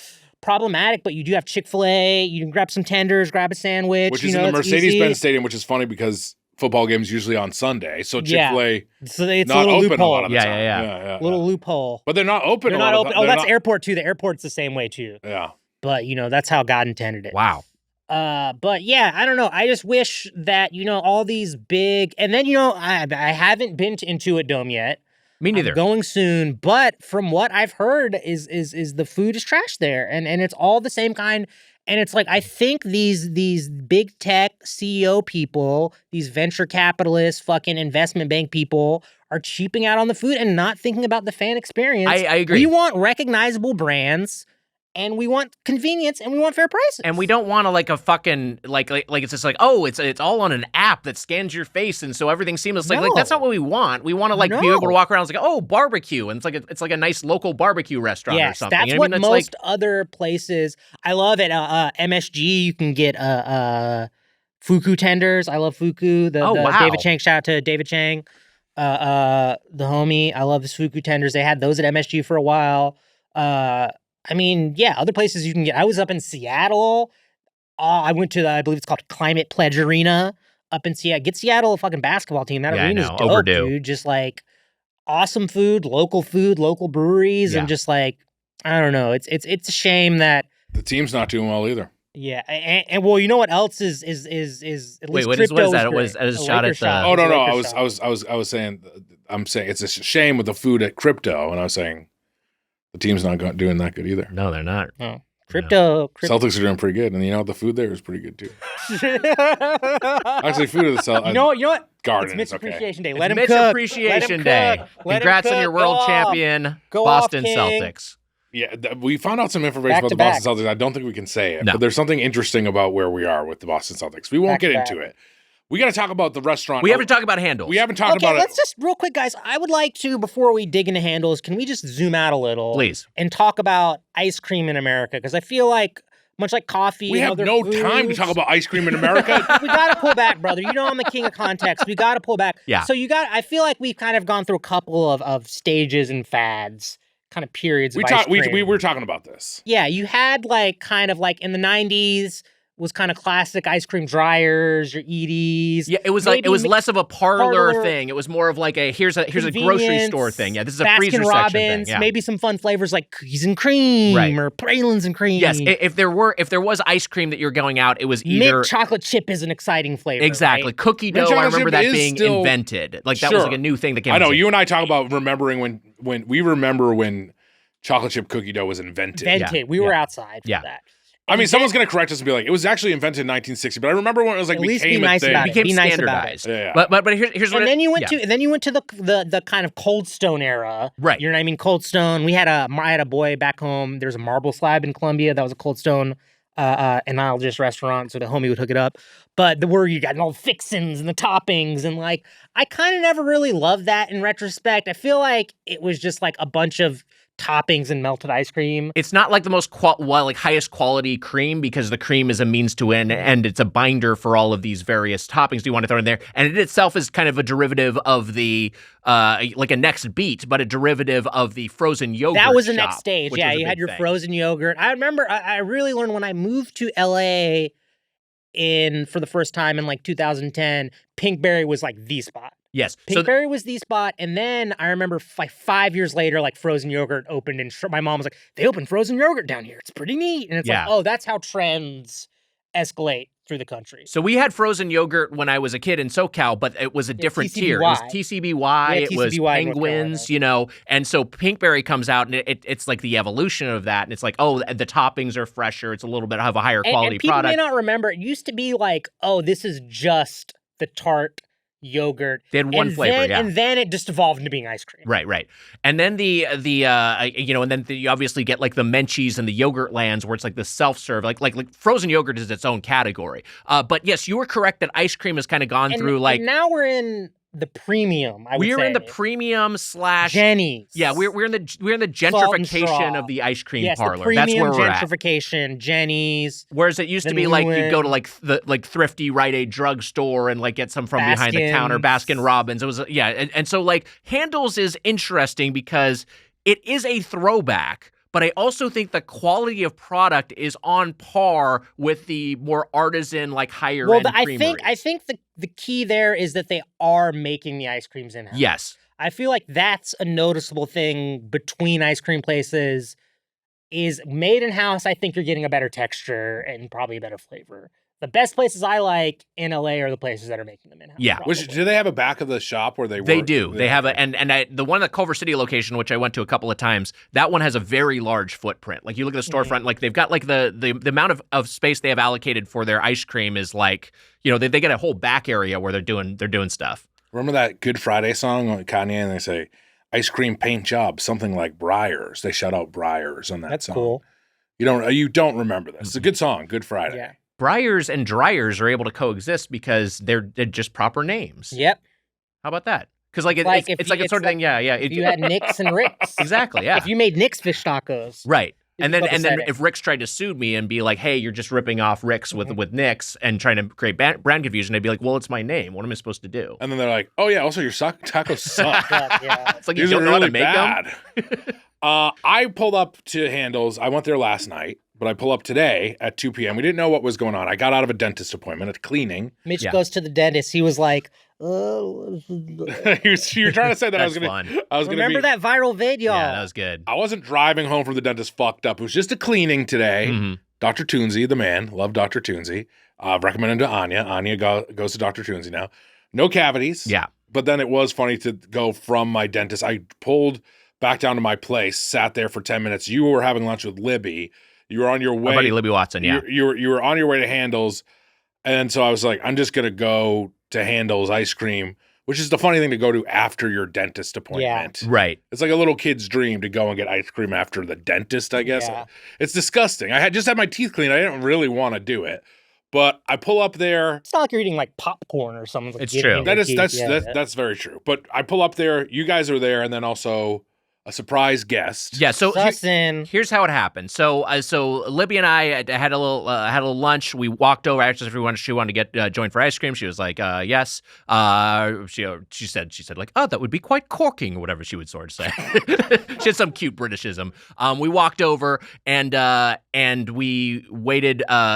We got there. We passed Aniz on the way. Aniz was going to get a coffee. Had to go to quick espresso. Mm-hmm. We get there, and I take out my phone just to take a picture of Handel's the parlor, and I notice in my frame is Susser. Susser's just there. So Susser's already there. Which, by the way, he walked there, so he must have been on a walk, and I said this. He didn't even know about us going to this place in about 15 minutes before we got there. Yes, yeah. So he acted so quick. What were you going to say, Aniz? Well, I was going to say the timing is crazy because when I was walking towards Go Get Him Tiger to get an espresso, I walked by Handel's and no one was there. He wasn't there, yeah. And then you guys converged at Handel's at like the exact same time. It was a mitzvah. Really was. How did he do it? There's a Cheetahs across the street. I have no idea where the fuck he was. Wait, didn't he have all that cash when we had cash to tip? Bunch of singles. He did have cash when we had a tip. Yeah. Bunch of craft singles. Sorry, he tries to give them to the stripper. She's like, no. Evan Susser goes to strip clubs during the day and throws cheese at women. His wife knows it's fine. We'll maybe edit this out, but I said I was telling Libby that Bugmain got thrown out of Cheetahs, and then Susser came over and I was like, you heard that Bugmain got thrown out of Cheetahs, and Susser goes, again? Oh God! I don't think we have to leave. That's funny enough. Yeah. Mitch got thrown out of that fat burger around the corner. It's good fat burger. That's a classic. That used to be when it's a ratty looking fat burger. Yeah, I think it's fallen off. For a while, it was like, oh, that was like a late night. Yes, 100%. Yeah. I don't know how popular it is. We love fat burger. Love fat burger. I went to this place last night. I was there trying to Handel's America's Cream Beer since 1945. Yes. I got there. There's this fight going on. Susser's there. It was just complete chaos. It was fucking chaos. Kind of different from my experience last night, but my experience last night, I went there. You guys are hyping up this plate. You show me your ice cream sampler. It's huge. Yeah. So I say I can't. I said two bits of context. He went to a different Handles and got that. This is the issue. And I did mention this yesterday. The Handles on the east side does close at 10. You're pulling up at like 9:30. I was pulling up at 9:30, which is not great. It's not bad, but just context. Yeah. I got a Hurricane. The Hurricane. There was a bit of a debacle. It wasn't working. You got to change it to another ice cream cup. I was like, and then when I saw the amount in there, which didn't matter because I didn't eat all of it, there wasn't a ton in there. You guys were getting huge portions. It looked like you got a small and a medium cup, maybe. Yeah. And then I got a small, so it was a smaller and a small cup. But also, you saw the small I got today. It was to the top. It was to the top. Mine was overflowing. And also I couldn't tip on the card. I had to use cash. So a lot of different things. But look, it didn't matter when I went home. And I had the orange cream, which you recommended. Orange cream dream. Orange cream dream. I believe it's actually orange dream cream. Yeah, orange dream ODC, cream. one of their more unique original flavors. I got a sampler, so I'll just tell you what I got. It's the Midnight Madness. I had that today. Midnight Madness was very, very good. I liked it. Read the toppings on that. It's kind of an interesting mix. Midnight Madness is a decadent dark chocolate ice cream rippled with Reese's peanut butter and stuffed full of peanut butter Oreos. Really nice. Sounds great. It was great. Really nice. That was one of the 4 of my sampler wags. I also got the strawberry cheesecake, which I liked quite a bit. I got the what was the dough one that has the brownie dough? Oh, dough. Oh, no, brownie. I did brownie dough. Oh, brownie dough. So which is brownie and cookie dough, and the orange cream dream, and like I said, the strawberry cheesecake. That was the sampler, and then I also got the Hurricane with Reese's peanut butter cup. The Hurricane I thought was good. It was tasty. It was, and Wise, I think. How would you compare it to a Blizz? I think it's very well done. I feel like you're probably getting better ice cream in the Blizz. If you did side by side. I think that I maybe like the Blizzard better, but I think that the quality here is very high. That's what I was going to say. I would maybe go the other way, which I think maybe like the mix-ins. You're getting a larger volume of mix-ins at the Blizzard, but I maybe like the viscosity and flavor of the ice cream a little bit more. I don't know if you've gotten a Blizz recently, but the inflation on Blizzards is pretty rough. Like, it's been a while. So it's not like you're going to get like a $3.99 Blizzard and then this is like $5 or $6. I think the base small Blizzard you can get is like $6 to $7. And we were talking like this fucking country. I know it's better now. Back in my day, you could get a Blizzard for $3.99 and they'd hold it upside down. We talked about that. You obviously get the prestige of them turning the ice cream upside down with the Blizzard. The Blizz flip. You were saying, and I agree with you. Natalie had the same thought. I don't think you could do that with a Hurricane. I think that's to its credit. I agree. I like it more drinkable, but I think that some bitch would spill everywhere. Which is a gross way to talk about food, but you like the viscosity of it. I do like the viscosity. Okay, so I made a couple of visits yesterday. I went on my own. You went twice yesterday. I went twice yesterday. I went once for lunch after a workout, and I was pretty hungry, and I got a. You can't really brag about the workout when you went to get ice cream. Just let you know. I'm just saying, like, I had an appetite, and that context is important. Good for you. That context is important. I had a big appetite because the medium waffle cone I got, the guy described it to me. He said it's 4.5 scoops of ice cream. So a medium is 4.5 scoops. It's a lot of cream. Sir, it's 4.5 scoops of ice cream. You probably want the large. I see how your thighs are vibrating post-workout. It's split into but the medium you get 2 flavors as opposed to the small. The flavors I got were 2 recommendations from the worker there. Confetti brownie batter, which is kind of like a birthday flavor but with a chocolate I love that. base. That's a classic. I will say, delightful. I was shitting on Cold Stones earlier a little. They were, to my knowledge, the first people that had cake batter as like a really go-to flavor. They really were popularizing birthday flavor for sure. And they also had the Graham Central Station, which I loved. I thought was delightful. I think that's a great flavor, and also the name. It's dorky enough that he also would love it. And also the name of a great funk band, one of my favorite funk bands, led by the great Larry Graham, as many of you know the inventor of slap bass and the uncle of Drake, the pedophile. Wait, is that really what the band is called? Graham Central Station? Yeah. Wow, how about that? Check them out. Here's what I'll say. Well, music knowledge. That's my fact zone. The Graham Central is a graham crackery plus with some chocolatey clusters. I thought it was delicious. I really like the confetti brownie batter as well. Although chocolate ice cream in general, like I'm less keen on. I usually like chocolate mix-ins with a different sort of base. But I think this was good execution. The only negative I will say is the medium waffle cone I got. The waffle cone itself was not particularly notable, and I don't think it's made fresh in-house. I mean, can be, because if they're making them fresh, you're getting that nose. Yeah, and we were not getting that smell at all. That's like, just comparatively, like if you go into a Salt and Straw, yes, like that's part of the Salt and Straw experience. You're going in, you're getting that cone nose. Yes, 100%. Gotta get them whiffs. Yeah, that aroma is omnipresent. But so I like as far as return visits, I was like, I don't need to get a cone again. And in fact, I'll be going back to Handel's, but I'm never going to get a cone because I didn't get a cone. Yeah.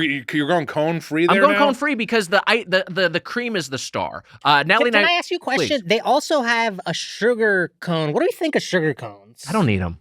Oh, they kind of just taste like styrofoam. I don't need them. I want like a fresh waffle cone, or I want a bowl or a dish. I also just like a cup because of mess factor. Definitely, I'm very messy. You can be a messy Jesse. Yeah, sometimes. I'm trying to find the ice cream I got today, which is hard, by the way. Let me know because I have a photo of the receipt if you need help. So I also got Natalie. I went back.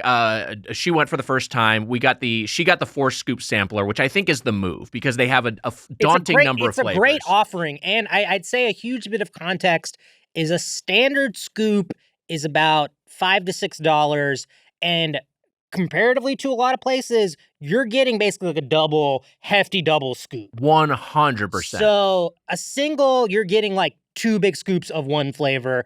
If you get the sampler, which I believe is $7.95, you can try 4 flavors, which with the huge, I believe it's over 40 flavors. You want to do that. I think it's the move. And it's in a little plastic little thing. It's fun. So she got a banana cream pie, blueberry cobbler, pomegranate sorbet, and Buckeye, which is their peanut butter ice cream with a chocolate swirl and peanut butter filled Buckeye pieces. She said that one was very good. I didn't try that one, but the other ones I tried, banana cream pie was delicious. And the blueberry cobbler is very good as well. I kind of an overall thought on this place is I kind of like the non-chocolate flavors more than the chocolate flavors. I would say the chocolate, I agree with that with the exception of that, whatchamacallit that we had, the Mitch, the one we got with the dark chocolate. Yes, that was fantastic. That one was really good. Wait, the Midnight Madness? Midnight Madness, thank you, yeah. That was the one chocolate one that impressed me. Yeah. Otherwise, I'm kind of with you. And speaking of chocolate, I also got a Blue Monster, which is the public domain version of the Cookie Monster one we talked about earlier. It is blue vanilla ice cream with Oreo chunks and chips. That's just a great flavor. I know I kind of just want to clarify the after's context, but if I see that flavor, I am going to grab it. I thought it was delightful. I thought it was a lot of fun, and I just got a small scoop in a cup, but it was more than enough. It's still a huge amount of ice cream. I'm a Green Monster guy, unfortunately. I like the Red Sox, their wall. Yeah, so Blue Monster I passed on. I think you would like this flavor. No, thank you. I think you'd like it. Mm-mm. I think you'd like it. No, I don't think so. Oreo chunks, Chips Ahoy chunks, vanilla ice cream. I passed. Green Monster. I'm not blue, which is fun. You voted blue. You're wearing blue. That's true. Sometimes you get blue.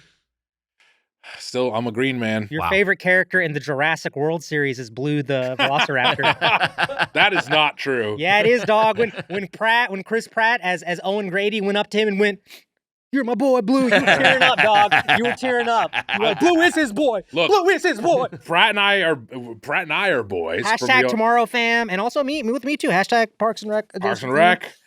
Look, I'm a green guy. Kermit over all Muppets. Wow.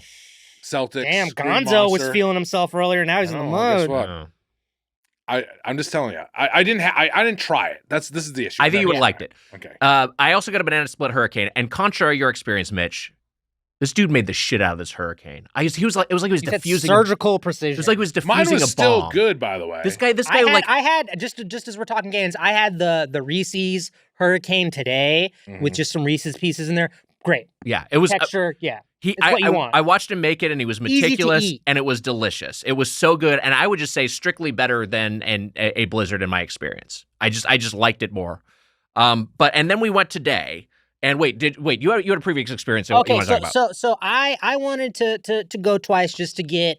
It seems like the deal here is like, hey, we have a variety of fresh flavors. Yes. So I will say I went yesterday, And just from context clues, I picked up that there was only one person working, and it was one of the owners.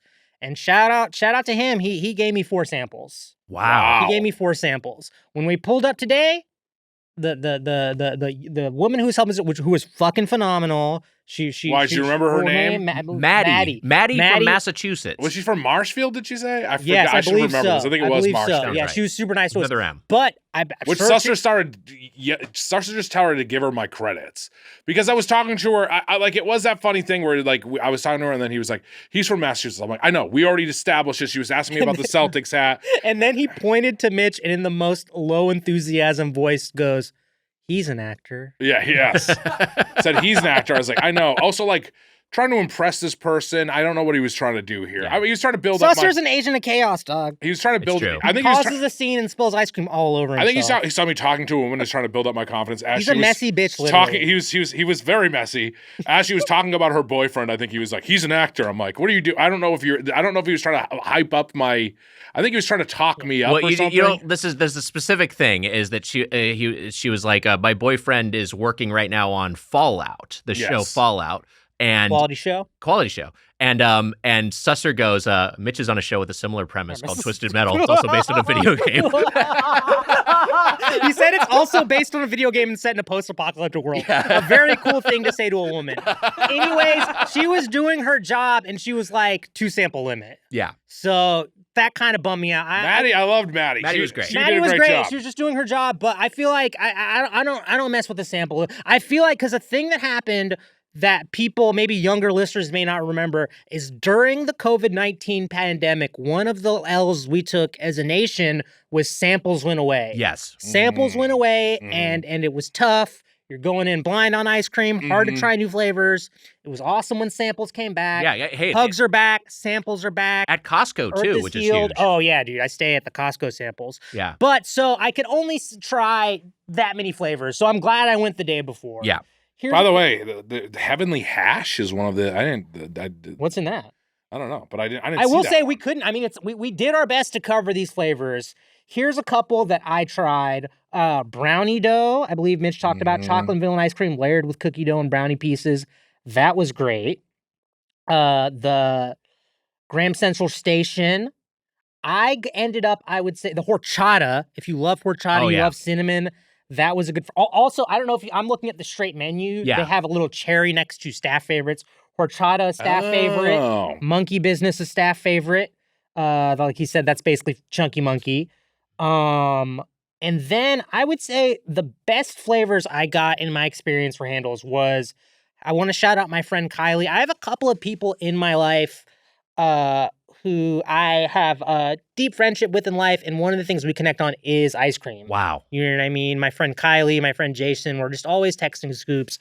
Kylie, big ice cream man, she went to Handles before me, and she put me on Orange Cream Dream, or Dream Cream. Yes.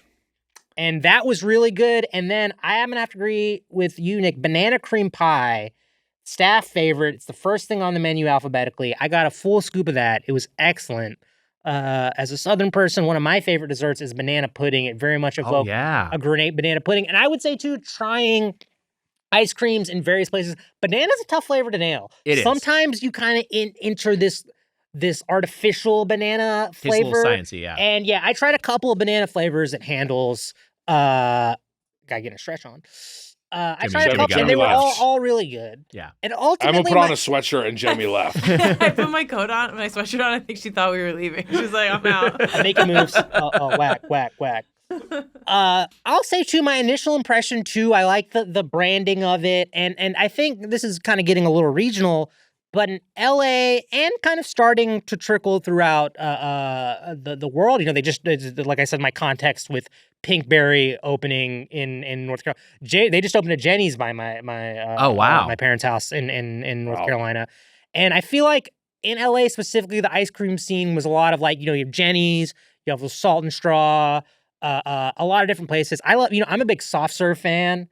That place I went to as a kid, Dairy Dream, they did soft serve. So I was like, Magpies is a local chain. They have really fun soft serve, but it's a lot of like flavors with like balsamic vinegar and goat cheese and vegan and like rose water, like too much rose water ice cream out there, guys. I don't really fuck with rose water. This was like a classic American ice cream parlor. Yes. You can still get a taro flavor. You can get a matcha flavor. They have a few of those. But they have also, I was playfully roasting vegan flavors. They do have a vegan and dairy-free, fat-free, no sugar menu, chocolate almond milk, mango sorbet, mixed berry sorbet, strawberry, and watermelon ice. I bet those slap. I would love to go back and try those. The pomegranate sorbet Natalie got was quite good. I didn't do any. The only flavor I got that was even. I like the strawberry cheesecake flavor a lot. I was on the brownie dough. I was like so on it. Was this today's experience? No, this was last night. This was last night's dough. How would it compare to? Because this was another flavor that I would say for a while was my favorite ice cream flavor. Was the Ben & Jerry's brownie batter. Oh yeah, I believe Ben & Jerry's was the first one to swirl in brownie batter like that, and that was a revelation. And I would crush pints of that as a kid. So here's my thought on this. I mean, look. We have to get to our final thoughts here. Well, we still have to talk about what we got today. Oh yeah. I'll tell you what I got today. Yeah. I pulled up and I was like, I should get another sampler platter or try stuff. I went for a brownie sundae, Wags. A hot Sundays brownie sundae. It's a big section on the menu. Someone had to cover it. You got. So I have a photo of that. We can maybe throw. I got a photo. You got a photo of me holding it. I had to step up to the plate and get a brownie sundae, warm brownie. This is my first meal of the day. I got after having hands in your mouth for 90 minutes. That is right. After getting plaque worked off my teeth, just scraping. And I got just a chaotic life. Just go to the dentist, then you go straight to an ice cream parlor to eat your first calories of the day, and then you go to record a podcast for 2 hours. And then we're gonna go get dinner. Yeah, you and I for the podcast. For the podcast, I got mud pie, which has it's a. Thing about ooh is a little espresso ice cream with fudge, and that was fun. Yeah, that was fun. I liked it. You did? Yeah, I did. I don't think you did. I liked it. It's Mitch Appreciation Day. I got the mud pie espresso ice cream with fudge and Oreos, and then I also got a Rocky Road, kind of a classic on there. Classic. Yeah, I love that. To your point, I like that they just have the classic flavors. You can just get Rocky Road there. You can just get coffee.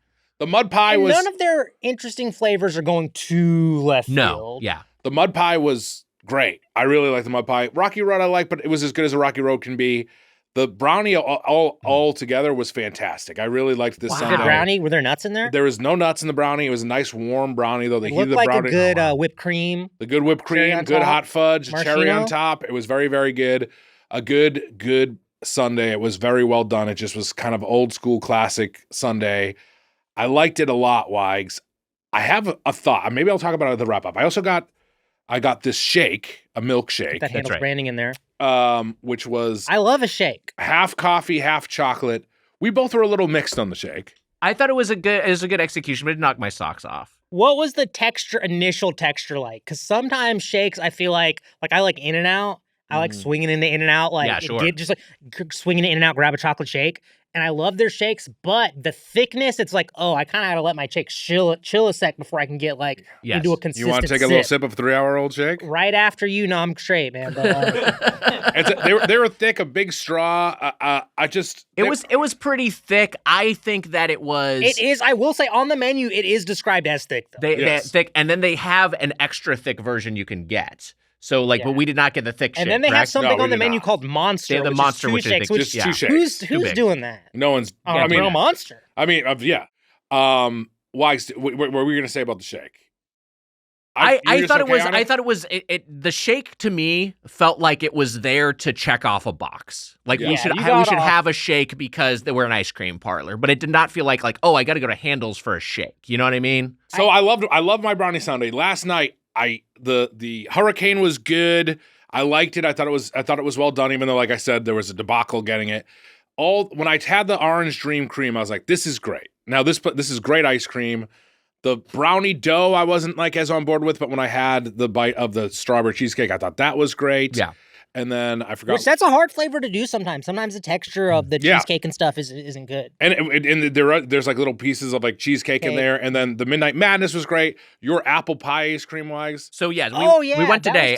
I got the yes. 4-scoop sampler. The 4-scoop sampler. I did get a coffee. Just a baseline is one of my favorite ice cream flavors. I just want to see how they did. And you know what? It was great. I thought the coffee on its own was better than the mocha simulacrum we made with the coffee chocolate hybrid in the shake. Dough, which I like the name of that one. I was like, we just have to get that because we're the Doughboys. Hey man, Handels, if you hear this, hit my boys up for a little cross branding right up the street. The Doughboy. We'll be waiting. Crickets. Yes. Nothing ever happens. Dough, which is just it's an ice cream with vanilla ice cream with Oreo pieces and then cookie dough pieces as opposed which to is kind of less because I thought it was so good. I was more like cookie dough can be like a little one-notey to me. Yes.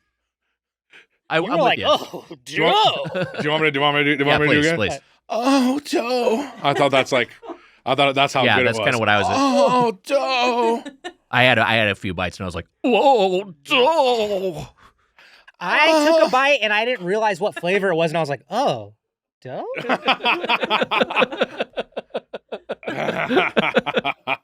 It's a Homer when he busts too fast. Like, dough. Dough. Homie.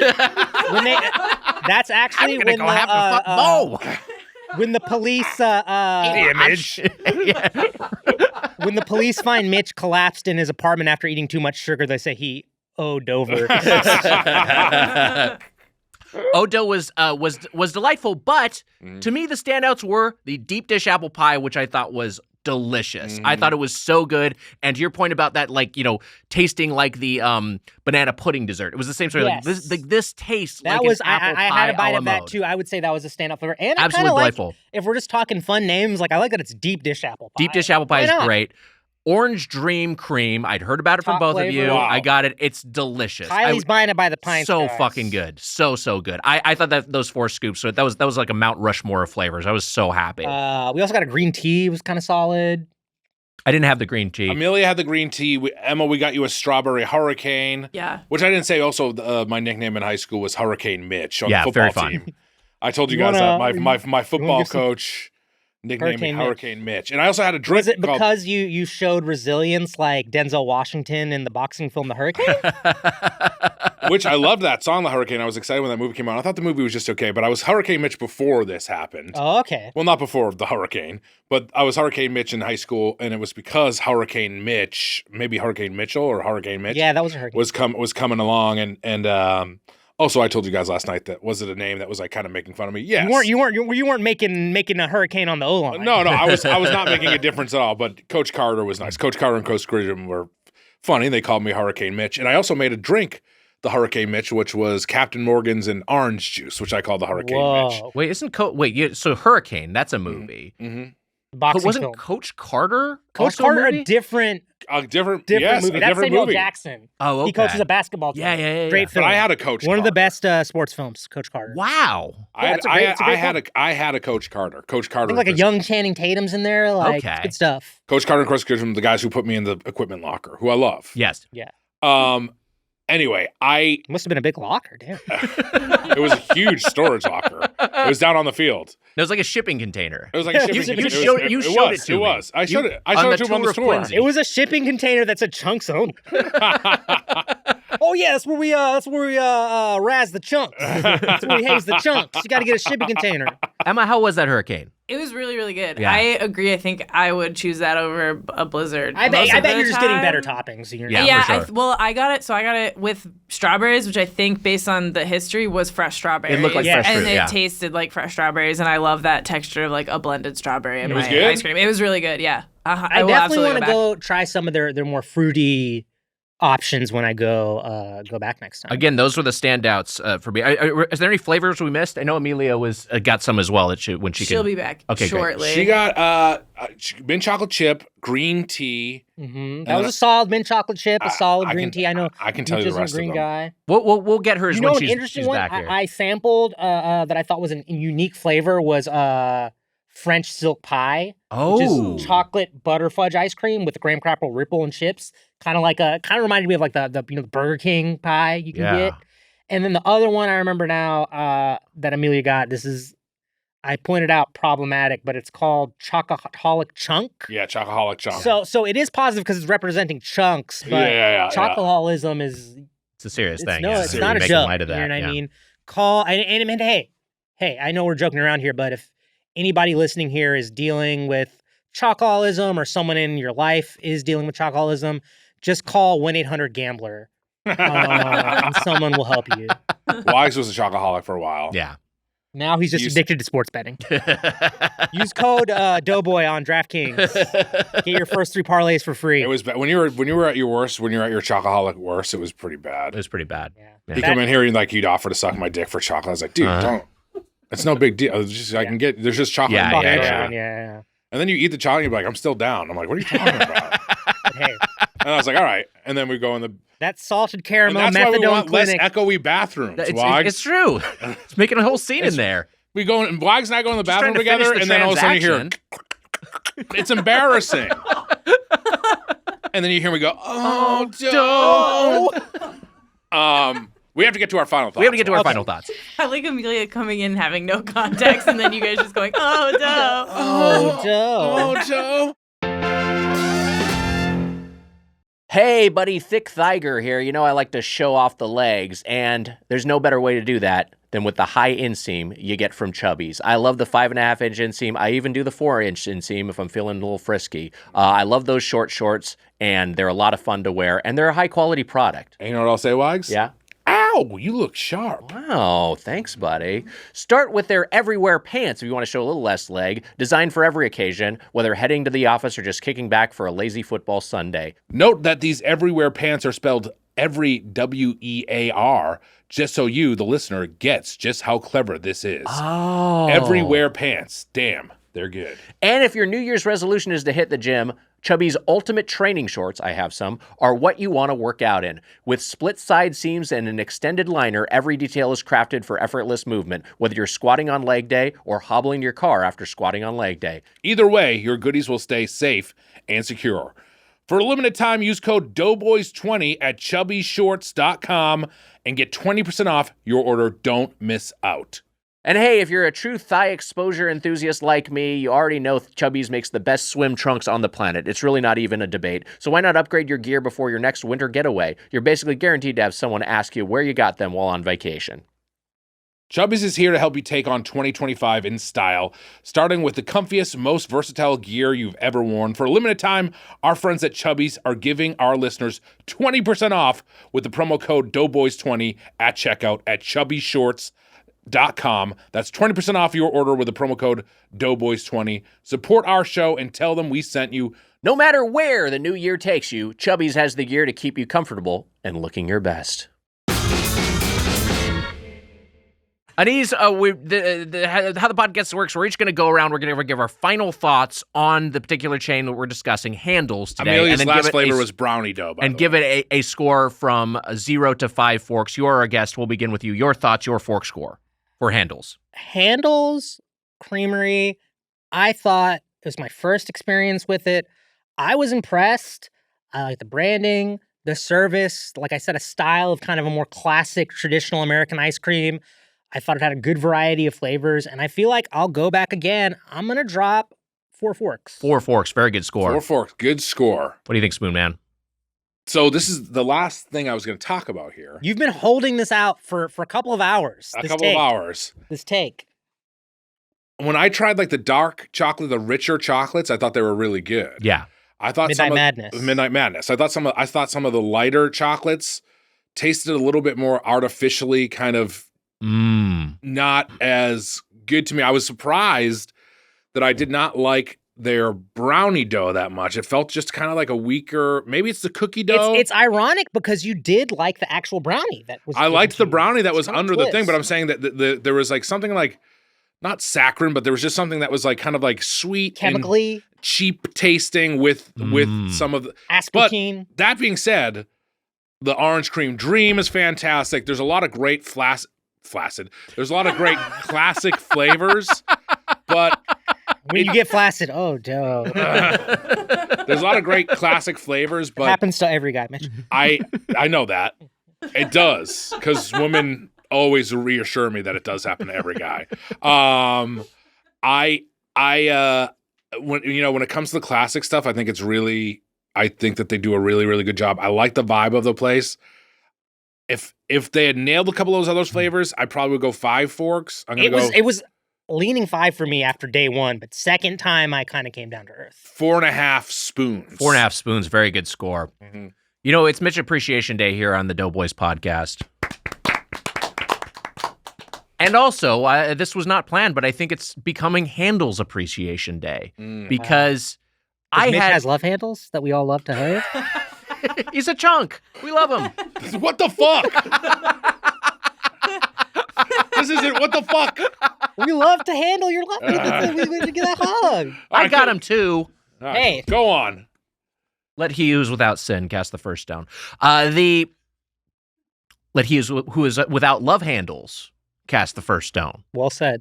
So anyway, a number of flavors is daunting. There's a lot of them, but I think the flavors were all good, and every single one I had I enjoyed. Some of them I thought were stellar, and I love ice cream. I'm a creamsman. I'm a dairy dude. Ice cream is my favorite dessert. If I could only have one dessert, it would be ice cream. I think this is a great parlor that both operates in the world of classic creamery and the modern, more contemporary world of experimentation and riffing on the flavors we know and love.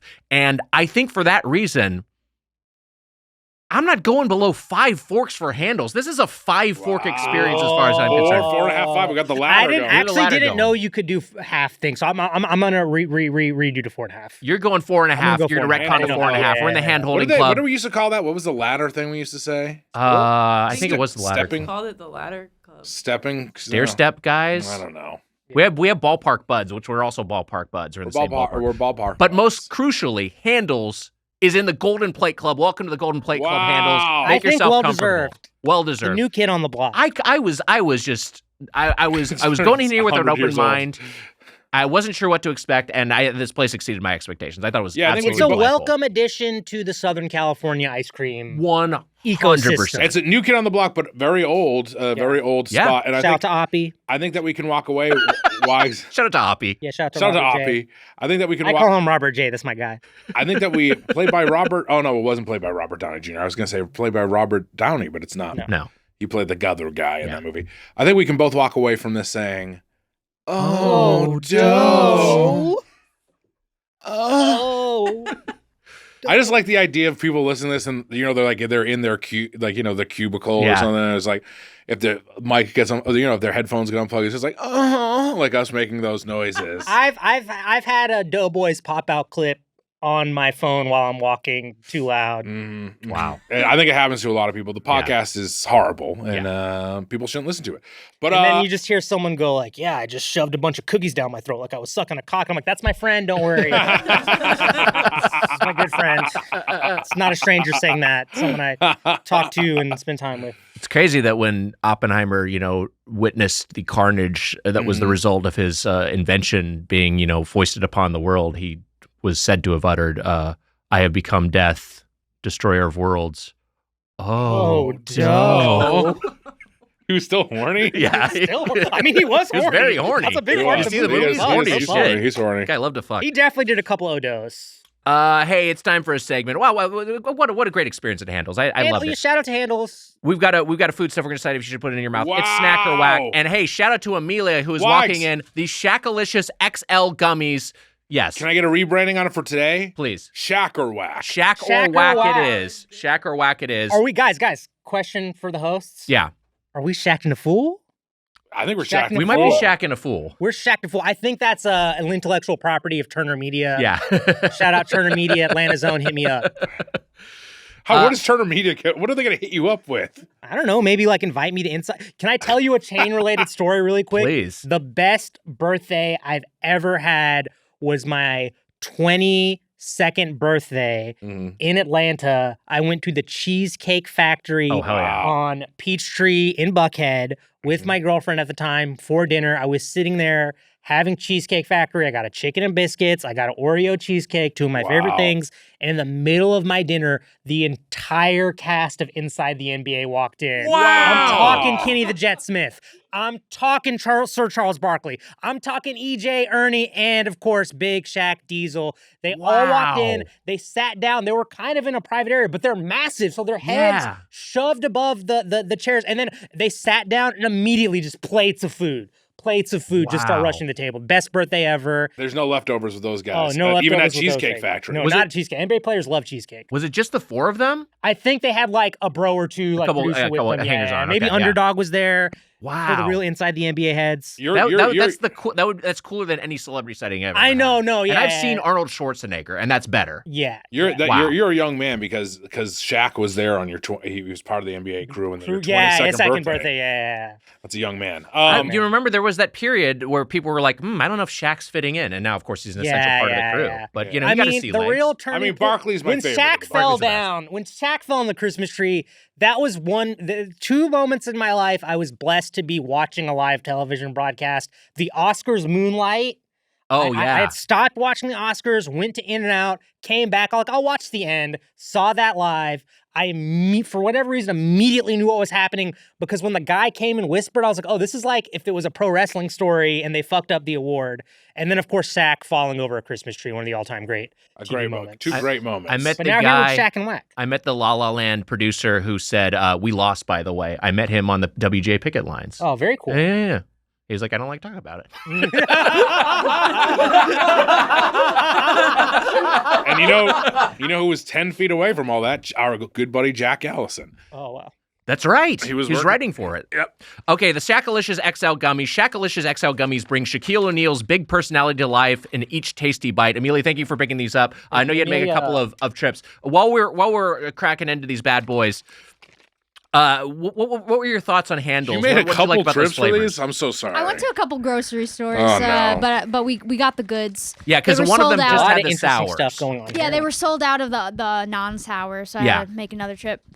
I really enjoyed Handels. Handles. I think it's Handel. Actually, you should have gotten the guy from Veep on the show, and you could have had Handels with Dave Mandels. That would have been fun.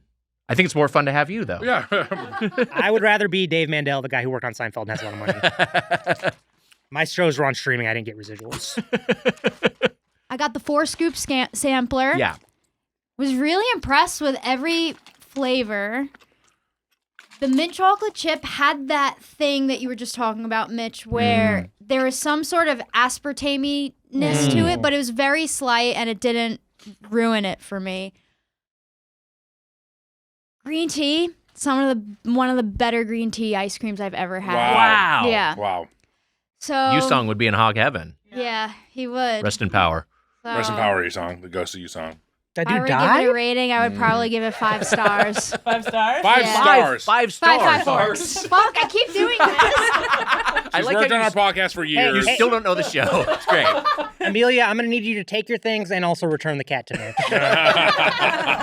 No, she can stay. So these are big gummies. These some bitches are huge. Also, I want to say this. Do you know, like, when like they make a statue of someone, like, it's a really bad statue. That's what Shaq's face looks like on each of the. I was not great actually at the likenesses. unveiling of Shaq's statue at previously discussed crypto.com. Wow. Which was super sick because they like had a whole festival, like carnival outside the arena. It was called like Shaq Fest, and they had all his trophies and shit out there. But yeah, there's 2 SKUs here. There's this one that looks like his head. Mm-hmm. And then if you can read the back of this one, Mitch, there's 3 different shapes. Diesel, which is a truck. Because they call him Shaq Diesel. The big cactus, like Shaqtus. Mm-hmm. And the big shamrock, which he was his Celtic role. That's true. Which I think he even gives a hard time to his time in the Celtics.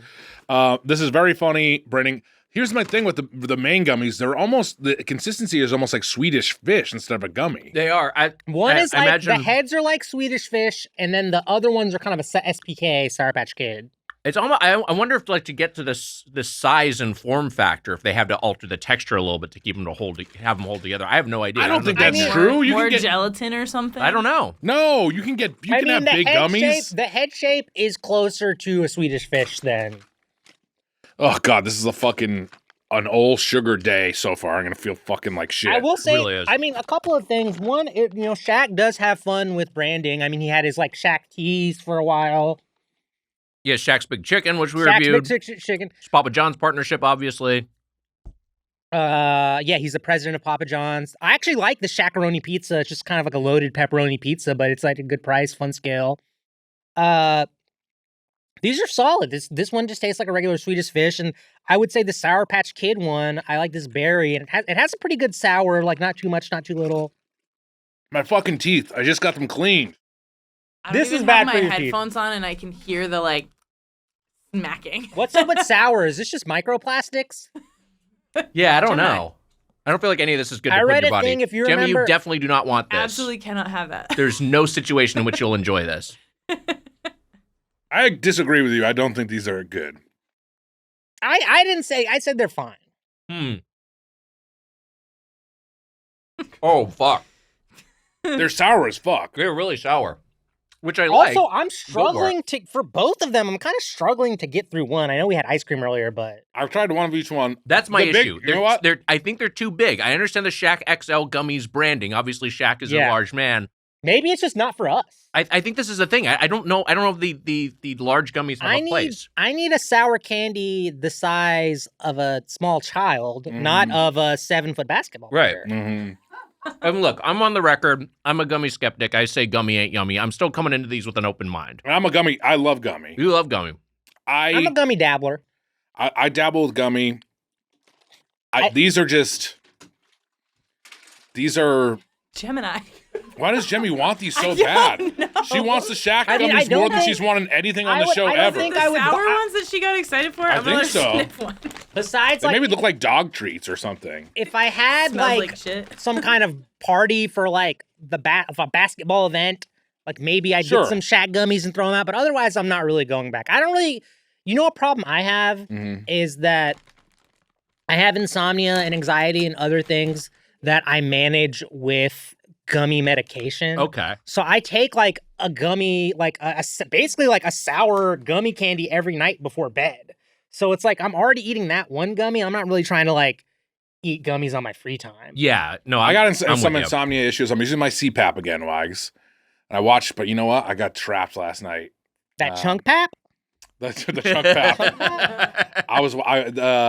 Full Metal Jacket was on. Oh man, Oh, wow. all timer. Yeah, so I watched some, speaking of Chunk Kings, Yeah. Private Pile. Pile. Private Pile. The fat guy in that is my goal weight. It's crazy how like what the standards for a fat person have become. So over much time. so that you watch and you're like, how wasn't he? He was doing pretty well. They're doing towards the pretty end. good, yeah. I mean, he just broke mentally. Yeah. But also, you know the theory that Private Pile is just like one part of it's like Joker's childhood. Have you heard this theory? What? That Private Pile is like the death of Joker's Oh, okay. Yeah. childhood. Metaphorically. Does Private Pile even exist? Is the question. Interesting. Which It's another podcast. I would definitely blow my Is head. Shaq even really here? Does Shaq even Was exist? Susser really with Was us? at Susser really Handel? there, or did you eat a lot more ice cream than you thought? Mitch, you talked about your CPAP mask just while we're talking about this because I have an article from 2015 of the top 50 Shaq endorsements. So the list is grown. The general's got to be in there. The general's definitely in here. But kind of a Krusty the Clown type figure will put his name onto anything. I have gummy in my beard. This is awful. If It's you were- so if you stuck went- in my teeth. If you went to boot camp, would you Private Pile yourself? You would. Yeah, day one. The Shaq has a CPAP mask. The Shaq sleep apnea mask. Mitch, you got it. That's pretty good. Do you think he still sells them? Should we buy I one? wonder if it's comfy. If it's comfy, I'll get one for I sure. mean, you would think it maybe be for a bigger guy. What else? He's got a sugar substitute. Some shirts. Yeah. The shoes you can get at Walmart. Yeah, What is this Shack sugar? Down What is app. this sugar substitute? It's like Shacker? stevia. Radio Shack Superman. Zales. Soda Shack. I forgot Soda about Soda Shack Shack. was the iced teas. They were Yeah, pretty popular. yeah. I didn't mind Soda Shack. We didn't like Big Chicken. I like the name. I like the name. I don't think it's a good chain. Here's I mean, it's kind of on the way out now. They closed the one down here. the Big Shamrock was my favorite of all the gummies. The regular gummies, too much like Swedish Fish. I like Swedish Fish, but I just think the regular gummies were not great. It's like you put 5 Swedish Fish in your mouth at once, though. Yes. It's not like you're snacking. I would give it maybe a slight whack or maybe the slightest snack, but I think I'm going to go slight whack. The sours were better, but still close to a slight whack, slight snack maybe. I'm gonna go slight snack just because I do like the idea that they're bigger gummies. At least has a gimmick. They're kind of fun. That is fun. They didn't taste astringently bad. And the best tasting one, the big Shamrock Wags. Did you have one? My favorite was the Shamrock. Yeah. The Shamrock Kind of a sour apple. I liked it. Yeah. I think it was Peach watermelon. Watermelon, yeah. The Shaq obviously had the video game Shaq Fu, his Taco Bell endorsements, his Pepsi endorsements, Icy Hot, and Reebok was a big one back in the day. I love Shaq. Let's get Mitch some Icy Hot. I love Icy Hot. Hey, this is Mitch Appreciation Week. Let's get Mitch some Icy Hot. His back must hurt from carrying this podcast. Mitch. Wow. I like that a lot. From carrying that fucking huge So if hog. any listener... Well, it's Mitch not Appreciation Day. He's got a big dick. It's not lie to Mitch Day. You don't have to say untruths. You got a permit for that thing? Jeez. Beep, beep, beep. That's backing it up. Very small beeps I was trying to do. They see Mitch's hog and go, oh. I love Shaq. Shaq is one of my favorite athletes. Great media personality. I love that he is fully embraced who he is. I even kind of love the kind of carny aspect of like he just has all of these. He owns it. He owns it. And but all that said, like with our big chicken review, I am not afraid to hold him to account when it is necessary. And I think this is a case where I understand the branding. I do not think these are good gummies. I would go a mild whack. It's with a heavy heart that I give these a whack. We love Shaq. We want it to be good. We're all pretty similar. We're all in this zone. This is the snack and whack chasm. We're right here. We're all right here. We're in the same sort of standard. Also, it's mid. It took Shaq a minute to fit in on Inside the NBA. It's true. It did. It took him a minute. I mean, it took you a couple years to fit in on this podcast. That's not wrong. I think it took a couple years for both of us to fit in on this podcast. What are we thinking over at the producer's desk? Any takes on these big gummies? Anyone try them? I think I like the sour ones better than the plain ones. Yeah. That's definitely. But I don't think I'll ever buy them. Yeah. Amelia, how does it feel now tasting these gummies that were a pain in the ass to get? I didn't.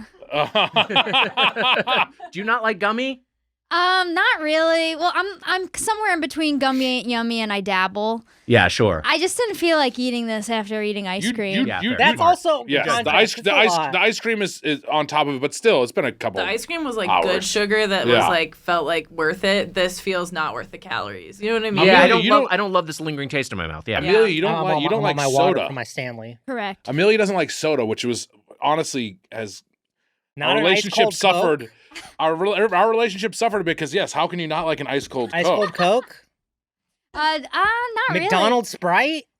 No, But I it's haven't had it. Have you ever It's had not the cheer fizz, wine? right? It's a cherry soda. You from never had Delightful. McDonald's Sprite. Never had McDonald's Sprite. Wow. It's a little bit the fizz. It's a little bit the fizz, but it's also the sweetness you find The overpowering. sweetness is too You just much. don't like liquid calories. You don't like sugary drinks. It's too sweet. What do you do? You have a cocktail. What do you like to drink? Or something alcoholic? Mojito. A mojito. That's fun. I like mint. Ooh, man, I got a soda you'd like probably. You like mojito. Show me.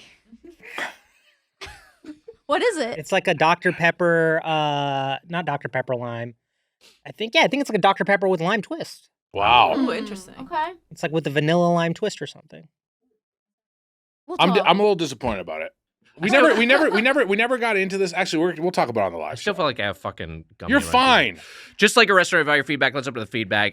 Today's email is from Diana. Diana writes, I worked at a bowling alley in Philly for 8 years. Wow. In one of our Thank you for your leagues, service. a bowler was widely known for being the creator of the Choco Taco. Wow. Whoa. Whether it be myth or fact, we love that this bowler used his snack stardom to ask for an extra turkey shot or two whenever he bowled 3 strikes in a row.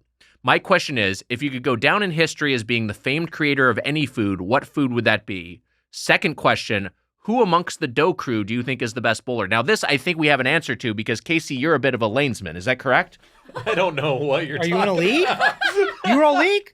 Case, you roll league? You're not a roller? I thought you were a roll big time We've roller. never talked bowling and You roll no. league? No, Wait, I yes don't. or you don't roll league. Okay. No. Also, I kicked your ass bowling. I know you beat me. I would say like of us, it's you. I called you pure power because you were just bowling strikes. I'm loving that name. Yeah. Hey, that's the real Hurricane Mitch on them lanes. Pure power is great. Yeah. Pure power. Here's my question to you. He would get an. You're not a bowl. I thought you were a big time bowler.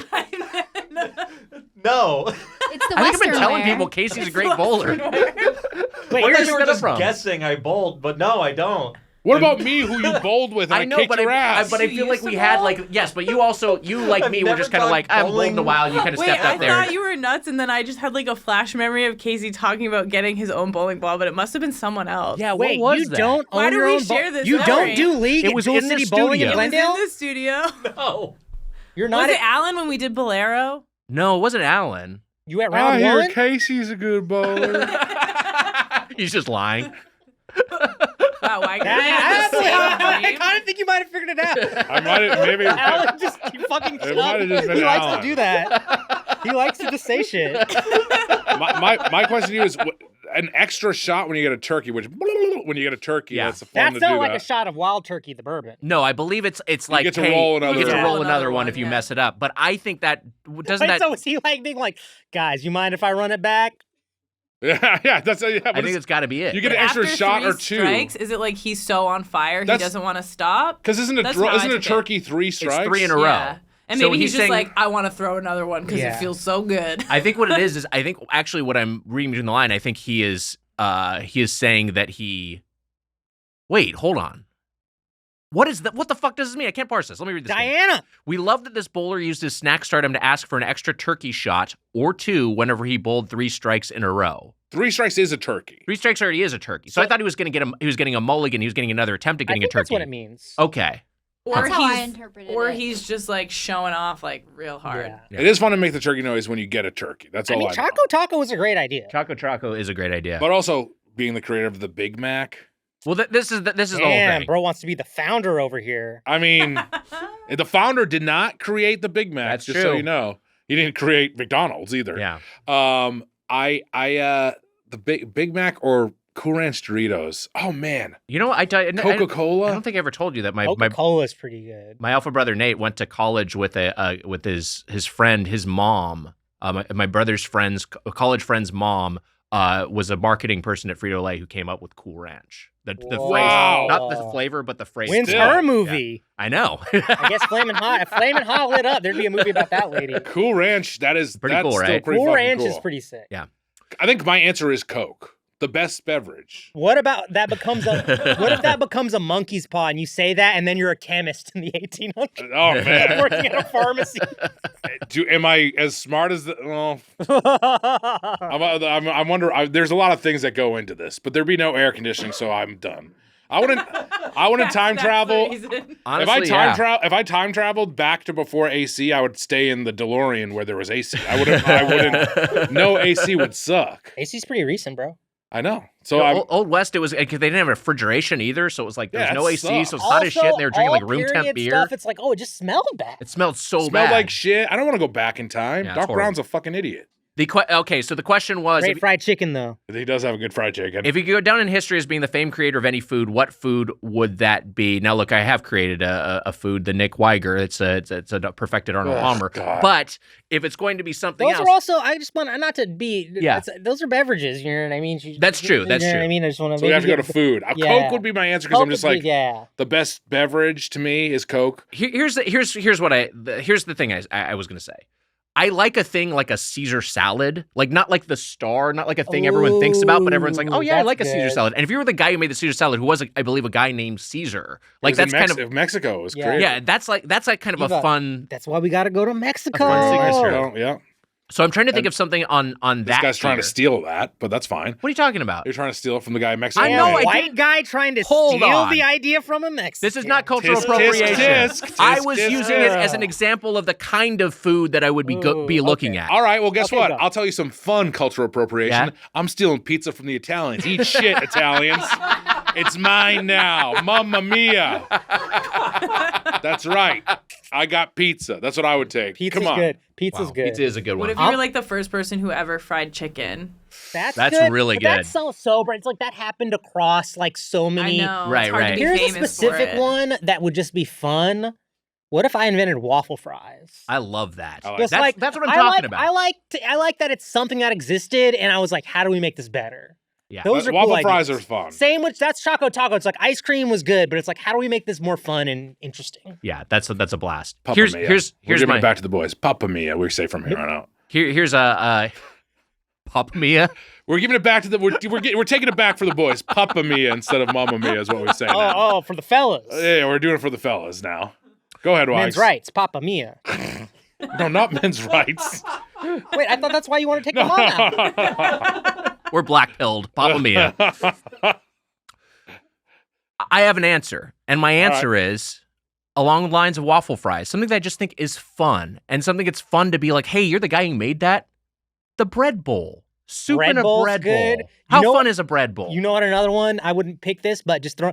If you were the guy, I would love to meet the guy who made the Crunchwrap Supreme. Yeah. Wow. You know what? He just inspired me. Cheesy Gordita Crunch. There we go. Ooh, that's good. That's a good one. That's a good one. Cheesy Gordita Crunch is my answer. Game changers. I know whenever These are all game changers. And there would be AC when it was created, so I'd be okay. I went over the producer's desk, got a food they wish they could put their name on, they could claim as their own.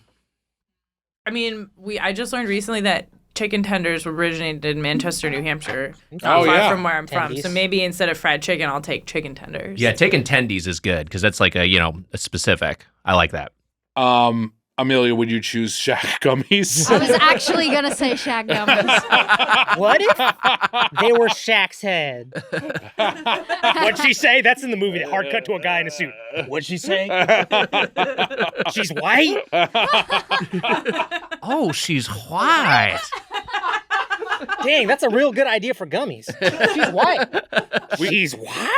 If you have a question or comment about the world of chain restaurants, you can email us at feedbag@birdfuck.com or leave us a voicemail at 830-GO-DOUGH. That's 830-463-6844. And hey, to get the Doughboys Double Our Weekly Bonus episode plus our entire pre-2018 back catalog, subscribe at patreon.com/Doughboys.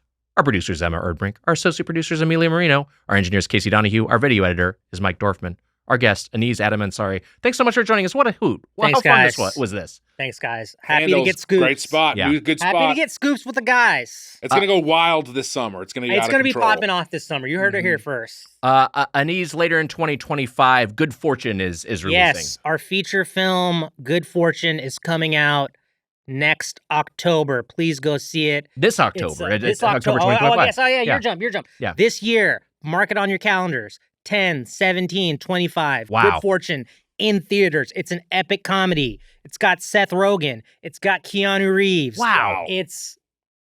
I'm very proud of the film. Comedies are back. I mean, one thing, me and Mitch, I talk to Mitch a lot, and one thing Mitch is always saying is, where's the comedies? Yeah. Where's the comedies That's in the truth. theaters? He was fucking saying it last week. That's true. And I'm trying, Mitch. Thank you. I appreciate you trying. Also, no, you know what? It's a birthday movie for me. Just 11 days after my birthday. Maybe I'll see if yeah. I'll be We're there. not a theater. I love it. I might. I just might. Aniz, thanks so much. Anything else you want to plug? Loot seasons 1 and 2 are streaming on Apple TV Plus. I think it's like $4.99 to get Apple TV Plus. I have a lot of friends in my life who are like, I don't have Apple. Just pay it, man. Watch that show. I think there's a Godzilla show on there.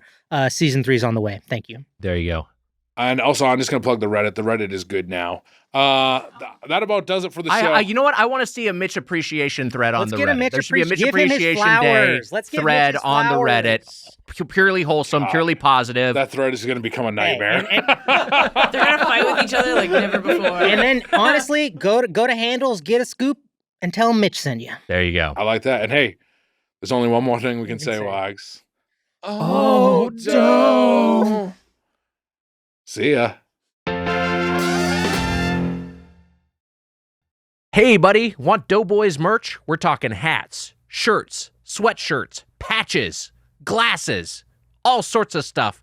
Aprons. It's all available at kinshipgoods.com/doughboys. That's kinshipgoods.com/doughboys.